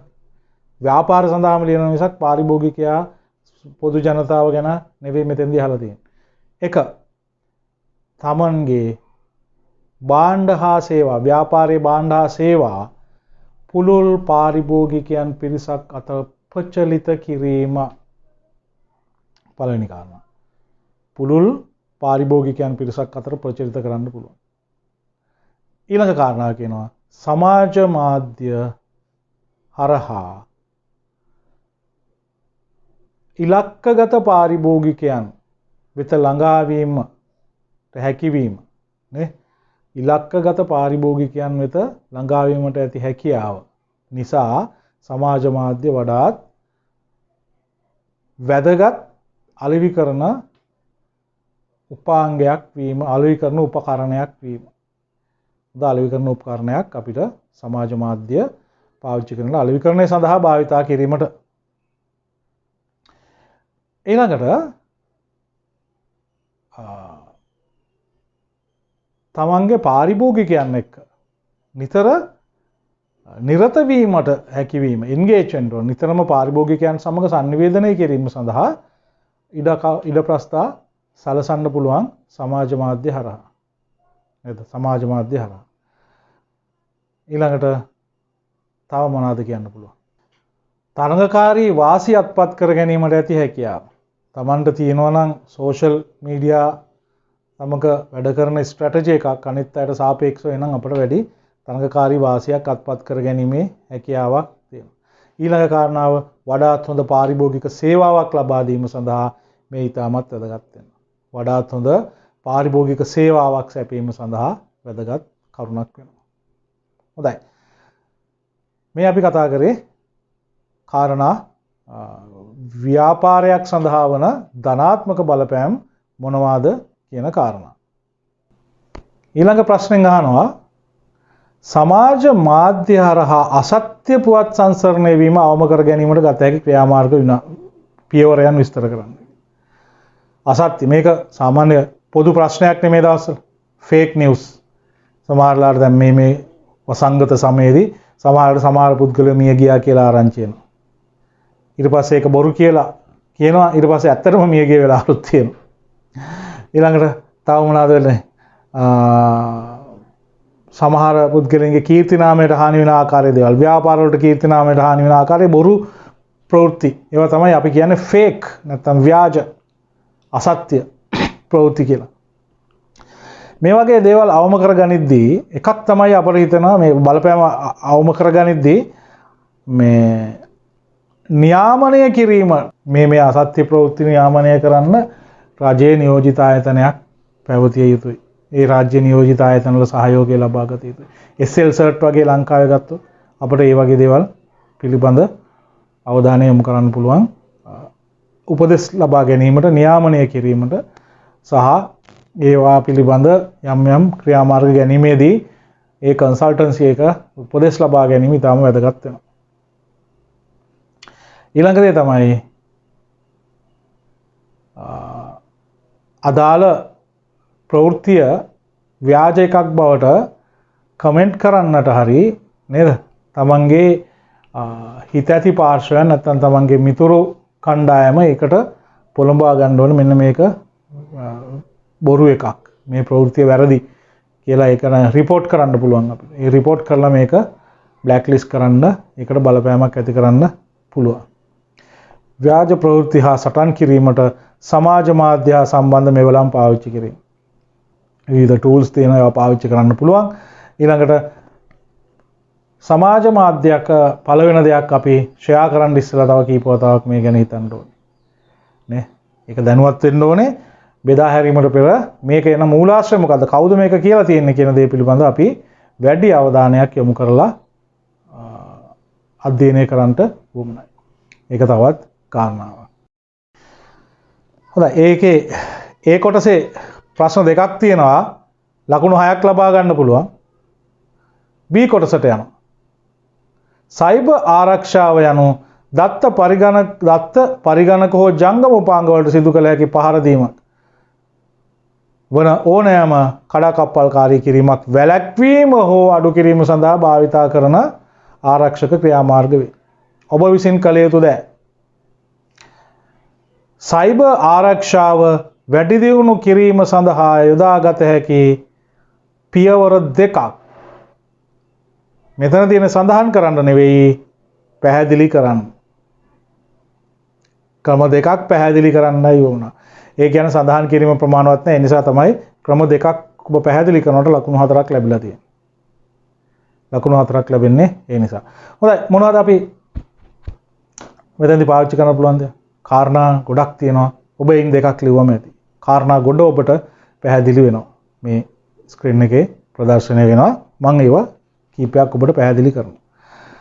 එක අපිට ශක්තිමත් මුරපද පාවිච්චි කරන්න පුළුවන්. පාස්වර්ඩ් එක ස්ට්‍රෝං වෙන්න ඕනේ. පාස්වර්ඩ් එකක් ස්ට්‍රෝං වෙනවා කියලා කියන්නේ පාස්වර්ඩ් එකට තියෙන්න පුළුවන් අංක ඊට පස්සේ කම්ප්ලෙක්ස් කරන තරමට මේක හොඳයි. එතකොට වෙන කෙනෙකුට ගෙස් කරන්න බෑනේ. සමහර අය පාස්වර්ඩ් එකට නම පාවිච්චි කරනවා. ඒක වැරදි. සමහර අය පාස්වර්ඩ් එක ෂෙයා කරනවා. ඒකත් වැරදි. මම දැකලා තියෙනවා සමහර ආයතනවල මේ සේවකයා නිවාඩු ගිහිල්ලා නම් මොනිටර් එකේ ස්ටිකි නෝට් එකක් අලවලා යනවා යූසර් නේම් එකයි පාස්වර්ඩ් එකයි ගහලා. ඇයි අනිත් අයර පාවිච්චි කරන්නේ? ඉතින් එහෙම කරන්න ඒක ෂෙයා කරගන්න ඕන නම් මොකටද අපි පාස්වර්ඩ් පාවිච්චි කරන්නේ? එහෙම නම් ඊට වඩා හොඳනේ පාස්වර්ඩ් එකක් නැතුව තියෙන එක. ඒක ඊට වඩා ලේසිනේ. නේ? ස්ටිකි නෝට් ගහන්න ඕනෙත් නැහැ මොකුත් නැහැ. මේක කල යුතු දෙයක් නෙවෙයි. මේක වැරදි ප්‍රැක්ටිස් එකක්. නේ? මේක වැරදි ප්‍රැක්ටිස් එකක්. මේක වැරදි ක්‍රියාවක්. නේ? වැරදි පරිචයක් කියලා කියනවා අපි. එහෙනම් නිවැරදි දේ නම් සංකීර්ණ පරිගණක මුරපද භාවිතා කිරීම. ඒකට තමුන්ගේ නම පාවිච්චි කරන්න, තමුන්ට මතක තියාගන්න පුළුවන් සංකීර්ණ එකක්. ඉලක්කම් දානවා, අකුරු දානවා, කැපිටල් අකුරු දානවා, සිම්පල් අකුරු දානවා, ඊට අමතරව සිම්බල්ස් දානවා, හැෂ් ඇඩ් ටිල්ඩා මේ වගේ ඒවා දානවා. මේවා ඔක්කොම කලම් කරලා දාපුවම ගෙස් කරන්න පුළුවන් බැරි, ගෙස් කරන්නට අමාරු පාස්වර්ඩ් එකක් අපට ඉදිරිපත් කරන්න පුළුවන්. අන්න ඒක අපි කියනවා තව කාරණාවක්. හරි? ඒක තවත් කාරණාවක්. පස්වෙනි ප්‍රශ්නේ අවසාන එක ගැන මේ පස්වෙනි ප්‍රශ්නේ අවසාන ප්‍රශ්නේ ගැන අපි කතා කරන්නේ B කොටස ගැන. ඊළඟට කියනවා සයිබර් ආරක්ෂාව වැඩි දියුණු කිරීම සහ ඊට පස්සේ තව දෙයක් කරනවා පාස්වර්ඩ් පාවිච්චි කරන එක සංකීර්ණ පාස්වර්ඩ් පාවිච්චි කරනවා. ඊළඟට වගකීමක් නැති යාවත් කාලින වෙන්නේ නැති යල් පැන ගිය මෘදුකාංග භාවිතයෙන් ඉවත් වෙන්න ඕනේ. ඇයි මං එහෙම කියන්නේ? නවීනම මෘදුකාංගයක් නම් දැනට වගකීමක් තියෙන මෘදුකාංගයක් නම් යල්පැන නොගිය මෘදුකාංගයක් නම් ඒකට අවශ්‍ය කරන මොනවද තියෙන්නේ? අප්ඩේට්ස් තියෙනවා. යාවත් කාලින වීම තියෙනවා. යාවත් කාලින වීම තියෙනවා. ඒ යාවත් කාලින වීම තියෙන නිසා මොකද්ද වෙන්නේ?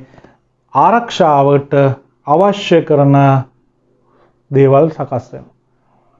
ආරක්ෂාව මොකද තර්ජන වෙනස් වෙනවනේ. තර්ජන වෙනස් වෙනකොට අපි අපේ ආරක්ෂාවට ආරක්ෂක ක්‍රමවේදත් වෙනස් කරනවා. ඒක තමයි අප්ඩේට් එකකින් වෙන්නේ. පැච් අප්ඩේට් කියලානේ අපි කියන්නේ. දැන් ඔපරේටින් සිස්ටම් එකක අප්ඩේට් එකක් ගන්නකොට වෙන්නේ දැනට මේ ඔපරේටින් සිස්ටම් එකට වෙන්න තියෙන හානිදායක තත්ත්වයන් තියෙනවා නම් ප්‍රහාරයක් සයිබර් ඇටැක් එකක් එන්න පුළුවන් ලූප් හෝල්ස් තියෙනවා නම් ඒවා පස්සේ අඳුර ගන්නවා ඒවා වහලා දානවා. ඒ නිසා ඔය අප්ඩේට් කරන කිරිල්ල හොඳ නැති දෙයක් කියලා සමහරු කියනවා. ඒක අනිවාර්යයෙන්ම හොඳ දෙයක්. නේ සමහරු ඒක ඩිසේබල් කරලාත් තියෙනවානේ. ඒ තමුන් විසින්ම අමාරුවේ වැටෙන වැඩක් ඒක. හිතන්නේ ආපෝ දැන් මේක ලයිව් අප්ඩේට් එකක් ගියාම data ටික ඉවරයි. ඊට වඩා දෙයක් වෙනවා. ඒ අර අන්තර්ජාලයේ හම්බ වෙන data සම්බන්ධතාවය වගේ නෙවෙයි. තමුන්ට තියෙන වැදගත් කියන දත්ත ටික පරිගණකයේ තියෙන විනාශ වෙලා ගියපො අර data වලට වඩා මේක වටිනවා. දැන් data කියන එක අපි අර්ථ දෙකකින් පාවිච්චි කරන නිසා මොකට කියනවද කියලා ඔබට ගැටලුවක් ඇති වෙයි. මම අර data ඉවර වෙන කතාව කිව්වේ අන්තර්ජාලයේ තියෙන කලාප පළල අඩු වෙන එක. ඊළඟට පරිගණකයේ ඇති data කියලා කිව්වේ පරිගණකයේ අපි ගබඩා කරලා තියෙන දත්තවල. ඒක පටල ගන්න එපා. ඉතින් එහෙනම් කෝකද අපිට පරිගණකයේ තියෙන data ටික තමයි වැදගත් වෙන්නේ. නිසා live update එක තමයි සරලව හිතන්න මේ අපි මුණ දීලා ඉන්න මේ පැන්ඩමික් සිටුේෂන් එක මේ වෛරස් එක වෙනස් වෙවි එනවා. වෛරස් එක වෙනස් වෙනකොට අපි ඒකට ආරක්ෂා වෙන ක්‍රමවේදයක් වෙනස් කරනවානේ. ඉස්සර මාස්ක් එකක් දාන්න කිව්වා. මේක වෙනස් වෙවි එනවා. දැන් මාස්ක් දෙකක් දාන්න කිව්වා. මීටරයක් දුරින් ඉන්නකෝ. දැන් මීටර දෙකක් දුරින් ඉන්න කිව්වා. ඇයි කාලෙන් කාලට එන අර සිකියුරිටි පැච් එකක් වගේ තමයි ඒක අප්ඩේට් කරනවා. මෙහෙම කරා. නේ? ඔන්න ගෙදරින් එළියට යන්න එපා කියනවා. මේ පැත්තක් ලොක් කරලා දානවා. මුළු රටම වහලා දානවා. පළාත් අතර යන්න එපා කියනවා. ඇයි මේ එක එක කාලවලදී අපි වෙනස් කරන අපේ සිකියුරිටි එක. ඉතින් අනිවාර්යයෙන්ම සයිබර් තර්ජන සම්බන්ධයෙන්ුත් එහෙමයි.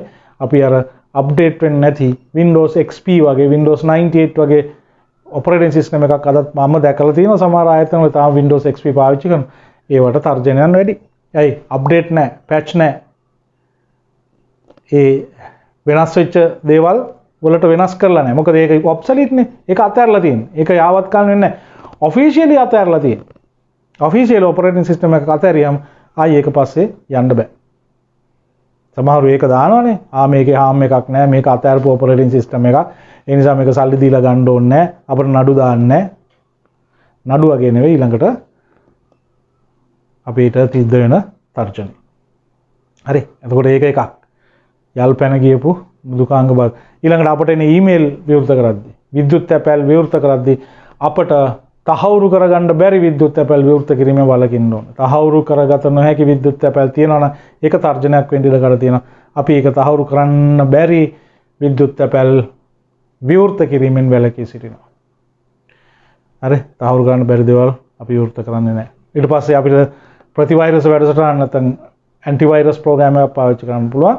යාවත් කාලින වෙච්ච ඇන්ටිවෛරස් ප්‍රෝග්‍රෑම් පාවිච්චි කරාට බෑ. මේක අප්ඩේට් වෙන්න ඕනේ. අප්ඩේට් වෙලා තියෙන්න ඕනේ හැම වෙලේම. එහෙම නැත්නම් ඇන්ටිවෛරස් එකක් තිබ්බට වැඩක් නැහැ.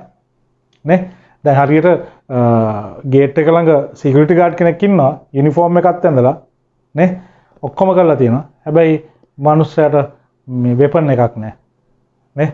එහෙම වුණොත් මනුස්සයාට ඇත්තටම ආරක්ෂාවක් සපයන්න බෑ. එහෙම නැත්නම් එයාට වෙපන් එකක් දීලා තියෙනවා බුලට් දීලා නැහැ. නේ? ඊළඟ එයාට වැඩ කරන්න බෑ. යාවත් කාලින වීම කියන එක වැදගත්. සන්නද්ධ වෙලා තියෙන්න ඕන හැම වෙලේම එන තර්ජනයට මුහුණ දෙන්න. ඒකයි අප්ඩේට් කරනවා කියලා කියන්නේ. ඒ නිසා වැදගත්ම දේ ඒවා. ඉතින් මේ වගේ කර්ම කාරණා ගොඩක් අපිට සයිබර් ආරක්ෂාව කියන ආරක්ෂාව වෙන්න තියෙනවා. ඔබ ඒන් දෙකක් පැහැදිලි කරන්නයි ඕනේ. ලියන්න විතරක් බෑ, පැහැදිලි කරන්න. හොඳයි. අපි යමු 6 වෙනි ප්‍රශ්නෙට. දැන් 6 වෙනි ප්‍රශ්නේ තියෙන්නේ මූල්‍ය තාක්ෂණයට අදාළ. 6 වෙනි ප්‍රශ්නෙන් ඔබට කියන මූල්‍ය තාක්ෂණ. මූල්‍ය තාක්ෂණය සම්බන්ධව ප්‍රශ්න 3ක් අහලා තියෙනවා. ප්‍රශ්න 3ට ලකුණු 4 3 විදියට ඔබට ලකුණු 4 3 විදියට ඔබට ලකුණු 10ක් ලබා ගැනීමේ හැකියාව තියෙනවා. හොඳයි දරුවනේ කේස් එක කියවලා බලන්න විස්තරය මොකක්ද දීලා තියෙන්නේ. නව මූල්‍ය තාක්ෂණය විසින් ව්‍යාපාරික ආයතන වල ව්‍යාපාරික ශ්‍රිතයන් සිදු කරන ආකාරය සහ අනෙකුත් මූල්‍ය තීරණ ගනු ලබන ආකාරය වේගයෙන් වෙනස් කරමින් සිටි මූල්‍ය තාක්ෂණය බලපෑම් කරලා තියෙන ආකාරය. ඔබ විසින් කළ යුතු දෑ. මෙන්න මේ ටික තමයි ඔබ කරන්න අවශ්‍ය කියලා කියනවා. පහත අවස්ථාවේදී සමූහ අරමුදල් නැත්නම් ක්‍රවුඩ් ෆන්ඩින් මොකද්ද ක්‍රවුඩ් ෆන්ඩින් කිව්වේ? විශාල ප්‍රාග්ධනයක් විශාල පිරිසක් අතර කුඩා කොටස් වලට බෙදාගෙන ප්‍රාග්ධන සම්පාදනය සිදු කිරීමේ ක්‍රමවේදය තමයි අපි හඳුන්වන්නේ සමූහ අරමුදල් විදිහට. හොඳයි. දැන් මේ කේස් එකක් දීලා තියෙනවා. පහත් සඳහන් අවස්ථාවේදී සමූහ අරමුදල් භාවිතා කළ හැකි ආකාරය පැහැදිලි කරන්න. ශ්‍රී ලංකාවේ නවනිපැයම් කරුවෙක් ගෘහස්ත අඩු පිරිවැය ජල පිරිපහදුකරණයක් පියුරිෆයර් එකක මූලාකෘතියක් හදලා තියෙනවා. ප්‍රොටෝටයිප් එකක් හදලා තියෙනවා. ඔහු විසින් සමාජ මාධ්‍ය හරහා එම නිෂ්පාදිත වාණිජකරණය කිරීමට රුපියල් මිලියන 5ක උදව්වක් ඉල්ලා සිටී. මිලියන 5ක උදව්වක් ඉල්ලා සිටිනවලු සමාජ මාධ්‍ය හරහා. මේ කියන්නේ ක්‍රවුඩ් ෆන්ඩින් තමයි ඉල්ලන්නේ. විශාල ප්‍රාග්ධනයක් අපි කොහොමද මේක කරගෙන යන්නේ කියලා. දැන් මේකෙදි කොහොමද සමූහ අරමුදල් පාවිච්චි වෙන්නේ කියන එකනේ. පළවෙනිම කාරණාව තමයි අපිට සමූහ අරමුදල් පිළිබඳ අවබෝධයක් තියෙන්න ඕනේ. සමූහ අරමුදල් කියන්නේ විශාල ප්‍රාග්ධනයක් කුඩා කොටස් වශයෙන් විශාල පිරිසකින් සම්පාදනය කර ගැනීමේ ක්‍රියාවලිය. ප්‍රාග්ධන සම්පාදනය. දැන් මේ ප්‍රාග්ධනය සම්පාදනය කර සමූහ අරමුදල්. ඒක තමයි සමූහ අරමුදල් කියලා කියන්නේ. මේ ප්‍රාග්ධනය සම්පාදනය කර ගැනීමේදී අපි අනුගමනය කරන්න පුළුවන් ප්‍රධාන වේදිකා වර්ග කීපයක් තියෙනවා සමූහ අරමුදල්. ඔබට දැන් පේනවා ස්ක්‍රීන් එකේ මොනවද මේ සමූහ අරමුදල් platforms එහෙම නැත්නම් සමූහ අරමුදල් ක්‍රම මොනවද? වේදිකා වර්ග ප්‍රධාන වර්ග මොනවද කියන එක ඔබ දකිනවා. මෙතෙන්දී අපි ගැළපෙන සමූහ අරමුදල් වේදිකාවකට අපේ අවශ්‍යතාවය ඉදිරිපත් කළ යුතුයි. මොකක්ද? ගැළපෙන සමූහ අරමුදල් වේදිකාව. ගැළපෙන සමූහ අරමුදල් වේදිකාව කියන්නේ මොකක්ද? ගැළපෙන සමූහ අරමුදල් වේදිකාවක් කියන්නේ මේකෙන් අපේ කන්ටෙක්ස්ට් එකට මේ સંદર્ભයට ගැළපෙන වේදිකාවක් තෝරගන්න ඕනේ. මේ સંદર્ભයට ගැළපෙන වේදිකාව අපිට මේ ගැළපෙන්නේ ඇත්තටම ප්‍රතිලාභ විදිහට ප්‍රතිලාභයක් ගෙවන ආකාරයට අපි මේ සමූහ අරමුදල් ලබා ගැනීම. ඒකට මේ සමූහ අරමුදල් හරහා සිද්ධ වෙන්නේ අපි ව්‍යාපාරය ලාභ උපයනවා ඒ හරහා ප්‍රතිලාභයක් ලැබෙනවා. ණයක් විදියට ගන්නවද ප්‍රතිලාභ විදියට ගන්නවද? ගොඩාක් මූචිත ප්‍රතිලාභ විදියට ලබා ගැනීම. ටිකක් හාම් එක අඩුයි. ඊළඟට මේක ලබා දෙනකොට අපි අනිවාර්යයෙන්ම ව්‍යාපාරික සැලැස්ම සහ මේ සකස් කරලා තියෙන ප්‍රොටෝටයිප් එක නැත්නම් මූලාකෘතියත් ඉදිරිපත් කරන්න ඕනේ. මේකට එකට ඉන්ටරෙස්ට් ආයි විතරනේ. ලැබියාවක් කැමැත්තක් තියන අය තමයි ක්‍රවුඩ් ෆන්ඩින් වලට එළඹෙන්නේ. ක්‍රවුඩ් ෆන්ඩින් වලට එළඹෙන්නේ. ඊළඟට ඒ නිෂ්පාදනය සඳහා අවශ්‍ය ප්‍රාග්ධන මේ සියල්ලක්ම අපි ලබා දෙන්න ඕනේ. එතකොට අපි නිවැරදි platform එක තෝරාගෙන අවශ්‍ය කරන මුදල් ලබා ගැනීම සිද්ධ කරන්නට අවශ්‍යයි. එතකොට ඒකට ලැබියාවක් තියෙන පාර්ශවයන් අපිට සමූහ අරමුදල් සැපයීමේ ක්‍රියාවලිය සිදු කරනු ලබනවා. මේක තමයි ක්‍රියාවලිය. ලකුණු 4ක ප්‍රශ්නය. සමූහ අරමුදල් හා සම්බන්ධ අවදානම් 3ක් සඳහන් කරන්න. සමූහ අරමුදල් කියන එක බොහොම හොඳයි ප්‍රාග්ධනය සම්පාදනය කරගන්න. මොකද්ද මේකේ තියෙන අවදානම්කාරී තත්ත්වයන්? 3ක් සඳහන් කරන්න කියලානේ කියන්නේ. මේකේ අවදානම් තමයි මේක සැපීමේ අවදානම් කියලා කියන්නේ. සමූහ අරමුදල් සපයා ගැනීමේදී වංචාවන් සිද්ධ වෙන්න ඉඩ කඩ තියෙනවා. නේ? වංචාවන් සිද්ධ වෙන්න ඉඩ කඩ තියෙනවා. මේකෙදී අපි මුදල් ලබා ගන්නවා ඊට පස්සේ මේ ප්‍රොජෙක්ට් එක යනවද නැද්ද කියන්න අපිට තියෙන සාක්ෂිය මොකක්ද? නේ? ඒක එකක්. ඊළඟට විවිධ සමූහ අරමුදල් වේදිකාවන් බිඳ වැටීම සිද්ධ වෙන්න පුළුවන්. එහෙම නැත්නම් ප්ලැට්ෆෝම් එක ඩවුන් වෙන්න ඉඩ කඩ තියෙනවා. නේ? එතකොට සමූහ අරමුදල් වේදිකාවට සිද්ධ වෙන බලපෑම් තියෙන ඒකත් එක අවදානම්කාරී තත්ත්වයක් විදිහට අපිට සලකන්න සිද්ධ පුළුවන්. වංචා සිද්ධ වෙන්න පුළුවන්. වේදිකාවේ බිඳ වැටීම සිද්ධ වෙන්න පුළුවන්. ඊළඟට මේ හරහා මුදල් විශුද්ධිකරණයන් වගේ සිද්ධ වෙන්න පුළුවන්. මනි ලොන්ඩරින් වගේ නේ. දැන් අපි කළු සල්ලි සුදු කරන්න තියෙන ක්‍රමය අපිට වියදම් කරගන්න බැරි සල්ලි අයථා විදියට යමෙක් සල්ලි හොයලා තියෙනවා සමූහ අරමුදල් වේදිකා හරහා ඒවා විවිධ ආයෝජනවලට යොමු කරලා මේ ඒවා සුදු කරන්න එහෙම නැත්නම් මනි ලොන්ඩරින් වගේ විශුද්ධිකරණය කිරීමක් සිද්ධ කරන්න ඉඩ කඩ තියෙනවා. විවිධ අවභාවිතයන් සිද්ධ වෙන්න පුළුවන්. නේ? අවභාවිතයන් සිද්ධ වෙන්න පුළුවන් සමූහ අරමුදල් වේදිකාව. මුදල් එකතු කරගන්න සමහරවිට ප්‍රොජෙක්ට් එකක් නැති වෙන්න පුළුවන්. නේ? කිසිම ප්‍රොජෙක්ට් එකක් නැහැ. ඉදිරිපත් කරලා මුදල් ලබා ගන්නවා. ඊට පස්සේ ඊළඟට සමූහ අරමුදල් ලබා දෙන පුද්ගලයාට මේක පිළිබඳ කිසිම යහපත් කාලණීමක් නොවී තියෙන ඉඩ කඩ තියෙන අවදානමක් තියෙනවා. මේ වගේ අවදානම්කාරී තත්ත්වයන් සමූහ අරමුදල් ලබා දීම තුල තියෙනවා. සමූහ අරමුදල් වේදිකාවල තියෙනවා. ඊළඟට අහනවා බ්ලොක් චේන් එකක් නැත්නම් ගුටක දාමයක් කියන්නේ මොකක්ද? පැහැදිලි කරන්න ලකුණු තුනක්. මේත් මූල්‍ය තාක්ෂණයට අයත්ම මූල්‍ය තාක්ෂණයටම අයත් දෙයක්. බ්ලොක් චේන් යනු මෙහෙම දෙයක් අපි කියමු. මේක බෙදාහල ලෙජරයක් DLT. ගුටක දාමයක් කියලා කියන්නේ බෙදාහල ලෙජරයක්. ඩිස්ට්‍රිබියුටඩ් ලෙජර් ටෙක්නොලොජි කියලා කියනවා. නේද? ඩිස්ට්‍රිබියුටඩ් ලෙජර් ටෙක්නොලොජි කියලා කියනවා. එතකොට මේවා මේ වෙනත් අයට වෙනස් කරන්න වංචා කරන්න බැරි ආකාරයට නොහැකි වන ආකාරයට තොරතුරු වාර්තා කළ හැකි පද්ධතියක්. විශේෂයෙන්ම අපි ගත්තොත් ඔය ක්‍රිප්ටෝ කරන්සි වගේ දේවල් වැඩිපුර භාවිතා වෙනකොට ඒවට නියාමන ඒජන්සියක් නැහැ. රුපියල් වගේ නම් මහ බැංකුව තියෙන. ඒ වගේ ක්‍රිප්ටෝ මුදල් වලට දැන් බිට්කොයින් වගේ දේවල් වලට එහෙම එකක් නැහැ. එතකොට මේ වගේ ගනුදෙනු වාර්තා වීම ඊටාම වැදගත් වෙනවා. ඒ නිසා මේ වගේ ටෙක්නොලොජි එකක් පාවිච්චි කරනවා. මේක තාක්ෂණයක්, ලෙජර් තාක්ෂණයක්, බෙදාහල ලෙජර් තාක්ෂණයක් විදිහට තමයි අපි සලකන්නේ. හරි? ඒක බෙදාහනු ලබන ලෙජරයක්.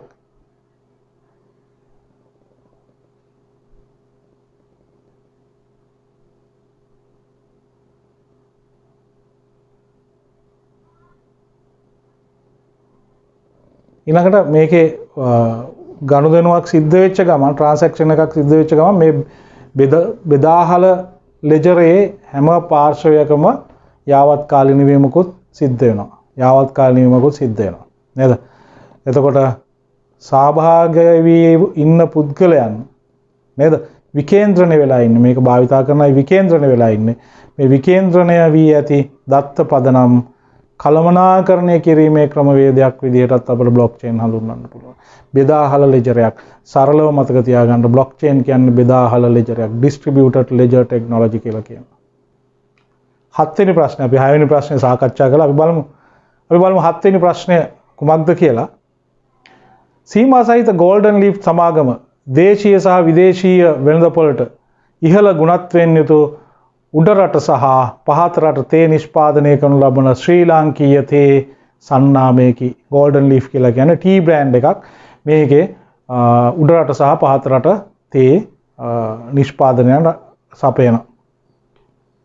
ශ්‍රී ලංකාවේ විවිධ ප්‍රදේශවල පිහිටි තේ කර්මාන්තශාලා 10කින් සමන්විත ජාලයක් ඔවුන් සතුය. ඔවුන්ගේ ප්‍රධාන කාර්යාලය සහ ගබඩා සංකීර්ණය පෑලියගොඩ පිහිටා ඇත. දිවයින පුරා විසිරුණු නියෝජිත ජාලයකින් ඔවුන් අතර එම සමාගම රටවල් 60කට සිය තේ අපනයනය කරයි. සමාගම සිය නිෂ්පාදන පෙළ නවීකරණය කිරීම සඳහා පාරිභෝගික මනාපයක් ආක්‍රමණශීලීව සොයමින් සිටී. ආයතනයට ගෝල්ඩන් TLK නමින් ආකර්ශනීය වෙබ් අඩවියක් පවතී. සිය නිෂ්පාදන පිළිබඳව සමාජ මාධ්‍ය සහ සමාජ ජාලවල ප්‍රචාරණය සිදු කිරීම ඉතා ඵලදායී බව ආයතනයේ අලෙවි කළමනාකරු විසින් කළමනාකාරීත්වයට දන්වන ලදී. මෙන්න මේ ප්‍රශ්නේ ඔබ ලියද්දී ඉතාම වැදගත් වෙනවා. අපිට කේස් ස්ටඩි එකක් මේ කියන්නේ නේද? කේස් ස්ටඩි එක නැත්නම් මේක සිද්ධි අධ්‍යයනය. මේ සිද්ධි අධ්‍යයනයෙන් පස්සේ තමයි ඔයාලට ලියන්න වෙන්නේ මේ උත්තර ටික. ප්‍රශ්න වල පිළිතුරු සපයන්න. මේකෙදි සමස්ත විෂය නිර්දේශයේ විවිධ තැන්වල තියෙන කරුණු උපයෝගී කරගන්න සිද්ධ වෙනවා. 7 වෙනි ප්‍රශ්නෙට පිළිතුරු සපයද්දී මතක තියාගන්න ලකුණු 25ක් ලැබෙන ප්‍රශ්නයක්. ලකුණු 25ක් ලැබෙන ප්‍රශ්නයක්. මේ ලකුණු 25යි. පළවෙනි ප්‍රශ්නෙට ලකුණු 25යි.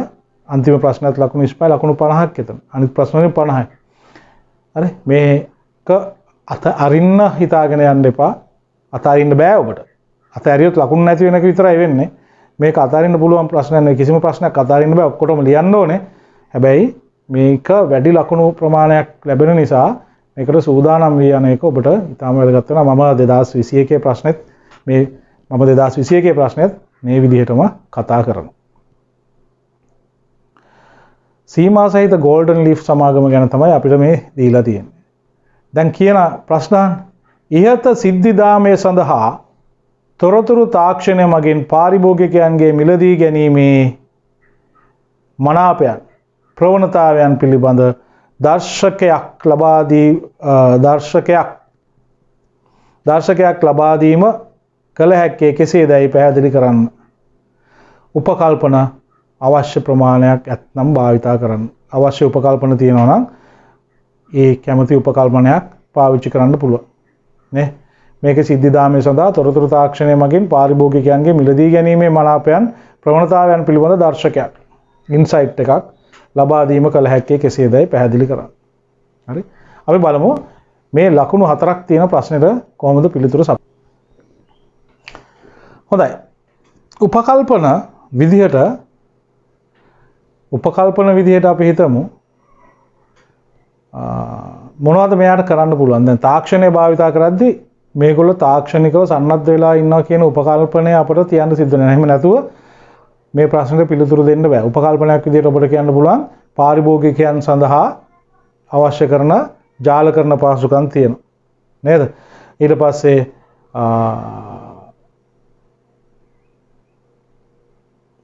වෙබ් අඩවියේ හරහා මේක ඉලෙක්ට්‍රොනික කොමර්ස් පෝර්ටල් එකක් තියෙනවා. හරි?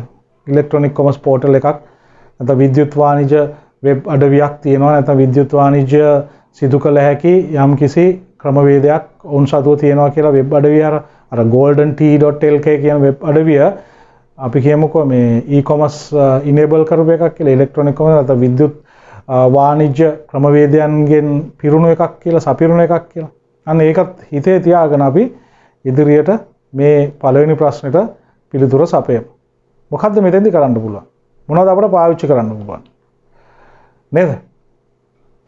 දැන් මෙතෙන්දි විද්‍යුත් තැපෑල ඊළඟට සමාජ මාධ්‍ය හරි ඊළඟට විවිධ එයාගේ වෙබ් අඩවිය මේ වගේ විවිධ ප්‍රභවයන්ගෙන් පාරිභෝගිකයන්ගේ විවිධ දත්ත එක්රැස් කර ගැනීම නේද? ඒවා විශ්ලේෂණය කිරීම මගින් පාරිභෝගිකයන්ගේ මිලදී ගැනීමේ හැකියාව සහ මිලදී ගැනීමේ රටාවන් විශ්ලේෂණය කර ගැනීමේ හැකියාවක් තියෙනවා.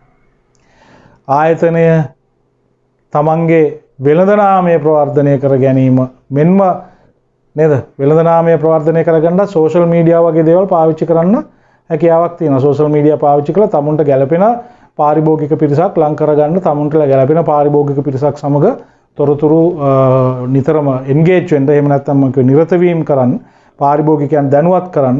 එහෙම නැත්නම් ඊළඟ කාරණාව තමයි තමුන්ගේ මේ ඉලක්කගත පාරිභෝගිකයන් පිරිසක් ළඟා කරගන්නට විවිධ දේවල් ක්‍රම අන්තර්ජාලය ඔස්සේ පාවිච්චි සිදු කරන්නට පුළුවන්කමක් තියෙනවා. ඊළඟට මේ තොරතුරු ගබඩා කිරීමත්, මේ තොරතුරු මනාව ග්‍රහණය කර ගැනීමත්, මේ සමාජ මාධ්‍ය විවිධ ප්‍රභවයන්ගෙන් අපි ලබා ගන්න මූලාශ්‍රයන්ගෙන් ලබා ගන්න තොරතුරු ග්‍රහණය කර ගැනීමත්, ඒ හරහා අපි උපකල්පනය කරගෙන අපිට උපකල්පනයන් දාන්න පුළුවන් මේ ආයතන තුල දත්ත විශ්ලේෂණය කිරීමේ යම් කිසි ක්‍රමවේදයක් තියෙනවා කියලා. විශ්ලේෂණය කිරීම සඳහා ක්‍රමවේදයක් පවතී. එතකොට ඒ හරහා දත්ත විශ්ලේෂණය කරන්න පුළුවන්. දත්ත විශ්ලේෂණය කරන්නට පුළුවන්. නේ? දත්ත විශ්ලේෂණය කරන්න පුළුවන්. මේ දත්ත විශ්ලේෂණය කිරීම හරහා මේ පාරිභෝගිකයන්ගේ මිලදී ගැනීම පිළිබඳ ඔහුගේ මිලදීම් රටාව පිළිබඳ රුචිකත්වයන් පිළිබඳ අපට යාවත් කාලීන වීමක් කරන්න ඒ පිළිබඳ දැනුවත් වීමක් සිදු කළ හැකි කියන දේ අපිට අවබෝධ කරගන්න පුළුවන්. මේ කාරණා ලියවෙන්න ඕනේ. නේද? ඊළඟට සමාජ මාධ්‍ය වගේ දේවල් පාවිච්චි කරලා විවිධ මට්ටමේ පාරිභෝගිකයන් එන්ගේජ් කරන්න තරඟ තියන්න පුළුවන් නේද? ඊළඟට මාකට් සර්වේ එකක් රිසර්ච් වගේ දේවල් කරන්න පුළුවන්. මේ හැම දෙයක්ම එක්ක අපිට මේ පාරිභෝගිකයන්ට අවශ්‍ය කරන විකුණුම් ලබා දීම රුචිකත්වය මේ පාරිභෝගික රුචිය හඳුනා ගැනීම සහ ඊට අදාළ කටයුතු සම්පාදනය කිරීමේ හැකියාවක් පවතිනවා. පළවෙනි ප්‍රශ්නය අහලා තියෙන්නේ ওই විදිහට. ව්‍යවසාය සම්පත් සැලසුම් කරන පද්ධතියක් භාවිතා කිරීමෙන් ගෝල්ඩන් ලීෆ් සමාගමට අත්විය හැකි වාසි මොනවද කියලා අහනවා. ඊළඟ ප්‍රශ්නේ. ඔබ මෙහෙම සඳහන් කරන්න. ඒ ගැන. පළවෙනි කාරණේ අපිට සඳහන් කරන්න පුළුවන් ERP පද්ධතියක් පැවතීම මගින් මෙහෙයුම් කාර්යක්ෂමතාවයක් ඇති වෙනවා. මෙහෙයුම් කාර්යක්ෂමතාවයක් ඇති වෙනවා කියන්නේ ආයතනයේ විවිධ පාර්ශවයන් අතර මනා තොරතුරු ගලා යාමක් සිද්ධ වෙනවා නේද? ඊට පස්සේ විවිධ නැත්නම් ලෝකයේ වඩාත් සම්මත වුණු එහෙම නැත්නම් ලෝකයේ වඩාත් ජනප්‍රියව භාවිතා කරන ව්‍යාපාරික මෙහෙයුම් එක මේ ප්‍රශස්තකරණයකට ලක් වෙච්ච දෙයක් තමයි ERP එකක් කියලා කියන්නේ. අන්න ඒ හරහා අපට ලෝකේ තියෙන හොඳම පරිචය ව්‍යාපාර පරිචය අපට ලබා ගැනීමේ හැකියාවක් තියෙනවා මේ ERP පද්ධතියක් ලබා ගැනීම හරහා. ඉතින් කොහොමද අපි මේකේ තියන්නේ? දැන් මේ කරපු කුඩා විස්තරයෙන් අපට ලියන්න පුළුවන් එකක් තමයි ව්‍යාපාරයකට තමුන්ගේ ව්‍යාපාර ක්‍රියාදාමය ප්‍රතිනිර්මාණය කිරීම පිළිබඳ අවස්ථාවක් එළඹෙනවා. ඒ කියන්නේ අපිට තොරතුරු පද්ධතියෙන් නැත්නම් ERP විසඳුමෙන් ලබා දෙන ව්‍යාපාරික මෙහෙයුමත් අපි දැනට කරන ව්‍යාපාරික මෙහෙයුමත් සංසන්දනය කිරීමෙන් වඩාත් වැදගත් සහ වඩාත් කාර්යක්ෂම වඩාත් හොඳ ව්‍යාපාරික මෙහෙයුම් පරිචයක් හඳුනා ගන්නට හැකියාවක් ලැබෙනවා. ඒක එකක්. හරි. පළවෙනි කාරණාව විදිහට අපිට ඒ සඳහන් කරන්න පුළුවන්. දෙවෙනි කාරණාව විදිහට මම සඳහන් කරනවා තරඟකාරී වාසි. තරඟකාරී අනිකුත් පාර්ශවයන්ට නැති වාසියක් අපට අත්පත් කරගන්න හැකියාවක් ලැබෙනවා. මොකද අනිත් ආයතන වලට නැති වාසියක් තමයි තරඟකාරී වාසිය. තරඟයෙන් අපි ලබා ගන්න වාසිය. තරඟකාරී වාසියක් අත්පත් කර ගැනීමේ හැකියාවක් තියෙනවා. ව්‍යාපාරය තුල ව්‍යාපාර සම්පත් සැලසුම් කරන පද්ධති මගින්. ඊළඟට තුන්වෙනි කාරණයක් විදිහට මම කියනවා සම්පත් නාස්තිය. අපේ තියෙන සම්පත් නාස්තිය අඩු කරගන්න පුළුවන්. කොහොමද සම්පත් නාස්තිය අවම කරගන්නේ?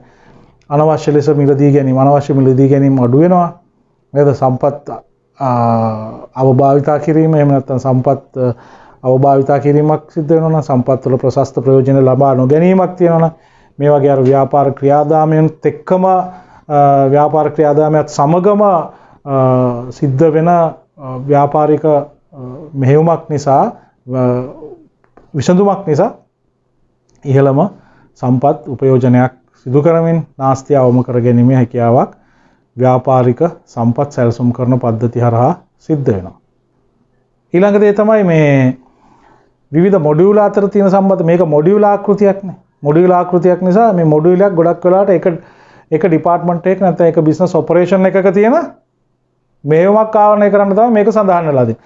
එතකොට මේ අතර තියෙන අන්තර් සම්බන්ධතාවයක් අපිට ගොඩනගා ගන්න පුළුවන්. මේ අන්තර් සම්බන්ධතාවය නිසා අපිට කාර්යක්ෂම තීරණ ගැනීමක් සිදු කරන්න පුළුවන්කමක් තියෙනවා. දෙපාර්තමේන්තුව අතර සහයෝගිතාවයක් ඇති වෙනවා. උදාහරණයක් විදිහට දාන්න පුළුවන් මානව සම්පත් සහ නිෂ්පාදනය අතර සම්බන්ධතාවයක් තියෙනවා.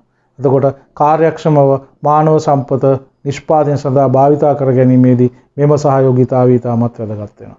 අන්තර් දෙපාර්තමේන්තුව අතර තියෙන නේ. එතකොට ඒ පිළිබඳ තවත් වාසිදායක තත්ත්වයක් තමයි මේ දෙපාර්තමේන්තු සහයෝගීතාවයක් තියෙනවා කියන එක. ඊළඟට පරිමාණය කළ හැකි සම්පත් නැත්නම් ස්කේලබල් රිසෝසස් කියලා කියන ව්‍යාපාරයක තියෙන ව්යාපාර සම්පත් සැලසුම් කරන පද්ධතියක තියෙන ස්කේලබල් රිසෝසස් අපිට ස්කේල් කරන්න පුළුවන්. මෙන්න මේ ප්‍රමාණය මේ පරිමාණය කියලා අපිට ස්කේල් කරන්න පුළුවන්. අපිට අවශ්‍ය ප්‍රමාණයට ඒක ලබා ගන්න පුළුවන්. දැන් ගොඩක් ඒවා මේ ක්ලවුඩ් බේස් නේ. වලාකුළු පදනම් වෙලා තියෙන නිසා අපිට සම්පත් අවම භාවිතයකින් මේක සිද්ධ කරන්න පුළුවන්. මොකද ක්ලවුඩ් එකක තියෙන සම්පත් අපට අවශ්‍ය පරිදි එක්ස්පෑන්ඩ් කරගන්න පුළුවන්.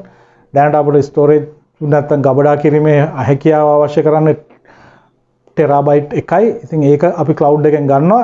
හැබැයි ඉදිරියේදී මේක වැඩි වුණොත් අපිට ඉදිරියේදී ඒක පරිමාණය කරන්න පුළුවන්කමක් තියෙනවා. පරිමාණය කළ හැකි සම්පත්. මේක තවත් දෙයක්. අනිත් එක තමයි මොබිලිටි නැත්නම් සංචලතාවය කියලා කියන අපිට හැම ගෙනියන්න පුළුවන් ඕන තැනක ඉඳලා අපිට මේ ව්‍යාපාර පද්ධතිය ඔපරේට් කරන්න පුළුවන්කමක් ලැබෙනවනේ. ඔබේ තියෙන ජංගම උපකරණ ඕන දෙයකින් අපිට ක්ලවුඩ් බේස් නම් ඕන තැනක ඉඳලා වාට මේ ERP පද්ධතිය මෙහෙවීමේ මේකට ප්‍රවේශ වීමේ ව්‍යාපාර කටයුතු සිදු කිරීමේ හැකියාව තියෙනවා. ඒක තවත් ඇඩ්වාන්ටේජ් එකක් තමයි මේ වගේ සමාගමකට මේ ව්‍යාපාර සම්පත් සැලසුම් කරන පද්ධතියක් පවත්වා ගැනීම සංචලිතතාවය කියලා කියනවා. ඊළඟට වාර්තා රිසිකරණ එහෙම නැත්නම් ඔකට කියනවා කස්ටමයිසේෂන් රිපෝට් කස්ටමයිසේෂන් එහෙම නැත්නම් වාර්තා රිසිකරණ අපට ඕනෑ විදිහේ වාර්තා හදාගන්න පුළුවන්. ඒකයි ERP එකක තියෙන අපි කියන මේ පැරාමිතින් තියෙනවා. වැඩි හරියක් පැරාමිතින් තියෙනවා. පැරාමීටර්ස්. ඒ පැරාමීටර්ස් වෙනස් කර කර අපිට පුළුවන් අපේ අවශ්‍ය වාර්තා සකසලා. ඒ වාර්තා අපිට දීලා තියෙන ආකෘතිය අපිට වෙනස් කරගන්න ඕන නම් අපිට ඒක වෙනස් කරගන්න පුළුවන්. පෝර්ට්‍රේට් දීලා තියෙන එක ලෑන්ඩ්ස්කේප් කරගන්න. සමහර තොරතුරු අපිට වැඩි මේවා ඕනේ අපිට අවශ්‍ය ප්‍රමාණය විතරක් තිබ්බම ඇති. සමහර තොරතුරු නෑ. ඒ නැති තොරතුරු අපිට දාගන්න. මේකට අපි කියනවා රිසිකරණයක් කරන්න පුළුවන් කියලා. කස්ටමයිසේෂන්. රිපෝට් එක අපට ඕන විදිහට හදාගන්න පුළුවන්. ඉතින් අපිට අවශ්‍ය විදිහට පද්ධතියක් තියෙන්න ඕනේ. ඒ අවශ්‍යතාවය තොරතුරු පද්ධතියක් මගින් දීලා තියෙනවා. අනිත් එක තමයි මේ හරහා කාලය ඉතිරි වෙනවා. ඒ නිසා ඵලදායීතාවයත් ඉහළ යනවා. ඉහළ ඵලදායීතාවයක් අපිට බලාපොරොත්තු වෙන්න පුළුවන්. ඊළඟට නම්‍යශීලීත්වයක් තියෙනවා. ෆ්ලෙක්සිබල් නේද? අපිට මේවා වෙනස් කරගන්න පුළුවන් ඕන තරම් පැරාමිතින් තියෙනවා නේද? ඊළඟට වෙනත් පද්ධතීන් සමග සම්බන්ධ කිරීමේ හැකියාවක් තියෙනවා. ඊළඟට ක්ලවුඩ් බේස් පාවිච්චි කරන හින්දා අපිට ඕනම දෘඩාංග මේ අපිට ඕනම වේදිකාවක් මත කියන ප්ලැට්ෆෝම් එකක් උඩ මේක ඔපරේට් කරන්න පුළුවන්. වෙනසක් නැහැ ඔපරේටින් සිස්ටම් වෙනස් වුණා කියලා. නේ ප්ලැට්ෆෝම් ඉන්ඩිපෙන්ඩන්ට් කියලා කියන්නේ. නම්‍යශීලී පද්ධති කියලා කියනවා. ඊළඟට විශ්වාසනීයත්වයක් අපිට ගොඩනගා ගන්න පුළුවන්. මේ වගේ කාරණා එක්ක අපි කියනවා ව්‍යාපාර පද්ධතියක් නැත්නම් ව්‍යාපාර සැලසුම් කරන පද්ධතියක් ඉතාමත් වැදගත් වෙනවා මේ වගේ ආයතනයකට. මොන වගේ ආයතනයක්ද මේ අපි කේස් ස්ටඩි එකේ සඳහන් කරලා තියෙන ආයතනයට ඉතාමත් වැදගත් මෙන්න මේ කියන ERP විසඳුම ඇයි එයින් ලබා ගන්න පුළුවන් ප්‍රතිලාභ. ඉතින් මේ කතා කරපු දේවල් වලින් ඔබ අඩුම ගානේ කීපයක් සඳහන් කරන්න 4ක් 5ක්වත් මේ ලකුණු ප්‍රමාණය ලබා ගන්න. සඳහන් කිරීම සහ විස්තර කිරීම දෙකම තියෙනවා නේ. ඒ නිසා 4ක 5ක ප්‍රමාණය මෙතන දීලා නැහැ. 2ක්ද 3ක්ද 4ක්ද කියලා දීලා නැහැ. විස්තර කරන්න කියලා ලකුණු 8ක් දීලා තියෙනවා. බොහෝ වෙලාවට එහෙනම් කාරණා 4ක් බලාපොරොත්තු වෙනා වෙන්න පුළුවන්. ඔබ කාරණා 4ක් 5ක් මෙතන ලියන්න ඒක ප්‍රමාණවත් වෙයි. ඊළඟ ප්‍රශ්නෙන් අහනවා සමාගමේ ඇල්මැති පාර්ශවයන් පිළිබඳ සලකා බලමින් එහි වෙබ් අඩවිය මගින් සපුරාලිය හැකි අරමුණු දෙකක් පැහැදිලි කරන්න. දෙකක් කියලා ඔන්න එතන දීලා තියෙනවා. දෙකක් කියලා 4ක් දීලා තියෙනවා. එහෙනම් අර ලකුණු ඔබ සංසන්දනය කරන 8ක් කියලා අහන තියෙන තැන එහෙමනම් 4ක් තමයි අහලා තියෙන්නේ. ඉතින් ඔබ 5ක් ලියන්න. ආයකට 4ක් කියලා දීලා තියෙනවා. වාසි 4ක් කියලානේ තියෙන්නේ. එක වාසියකට දෙකක් දීලා තියෙනවා. ඔව්. එතන කියලා තියෙනවා වාසි 4ක් සඳහන් කරන්න කියලා. සමාගමේ ඇල්මැති පාර්ශවයන් පිළිබඳ සලකා බලමින් එහි වෙබ් අඩවිය මගින් සපුරාලිය හැකි අරමුණු දෙකක් පැහැදිලි කරන්න. අරමුණු දෙකයි ලකුණු 4යි. වෙබ් අඩවිය පිළිබඳ සලකා බලමින් ඇල්මැති පාර්ශවයන් පිළිබඳ සලකා බලමින් වෙබ් අඩවියෙන් සපුරාලන්න පුළුවන් සාධක මොනවද කියලා. නේද? ඒකත් කියන්නේ පැහැදිලි කරන්න. පැහැදිලි කරන්න. එහෙනම් දෙකක් සඳහන් කරලා පැහැදිලි කරන්න වෙනවා. බලමු මොකද්ද මේ කරන්න තියෙන්නේ කියලා. හොඳයි. කොහොමද වෙබ් අඩවියක් පාවිච්චි කරන්න පුළුවන්? එකක් අපිට පුළුවන් පාරිභෝගිකයන්ට මේ වෙබ් අඩවිය හරහා මිලදී ගැනීම සිද්ධ කරන්න. විද්‍යුත් වාණිජ බලගැන්වීමක් කරලා විද්‍යුත් වාණිජ වෙබ් අඩවියක් විදිහට සංවර්ධනය කරලා පාරිභෝගිකයන්ට නිවසින් බැහැර නොයා ගනුදෙනු කිරීමේ අවස්ථාවක් අපට සලසා දෙන්න පුළුවන්. ඒ හරහා අපිට පුළුවන් ප්‍රතිලාභයක් ලබා ගන්න පාරිභෝගිකයන්ට මේ සේවාව සැපයීම. ඉතින් ඒ හරහා පාරිභෝගිකයන්ගේ මිලදී ගැනීමේ ප්‍රවණතාවය වැඩි කරගන්න පුළුවන්. විවිධ ප්‍රදේශවල ඉන්න පාරිභෝගිකයන්ට දුර බැහැර පාරිභෝගිකයන්ටත් මිලදී ගැනීම සිදු කරන්න පුළුවන්. ඒ වගේ වෙබ් අඩවිය අපට ඒ ආකාරයෙන් සංවර්ධනය කිරීමක් සිද්ධ කරන්න පුළුවන්කමක් තියෙනවා. දෙවැනි කාරණාව පාරිභෝගිකයන්ට අවශ්‍ය කරන sannivedana. පාරිභෝගිකයන්ට අවශ්‍ය sannivedana කිරීම.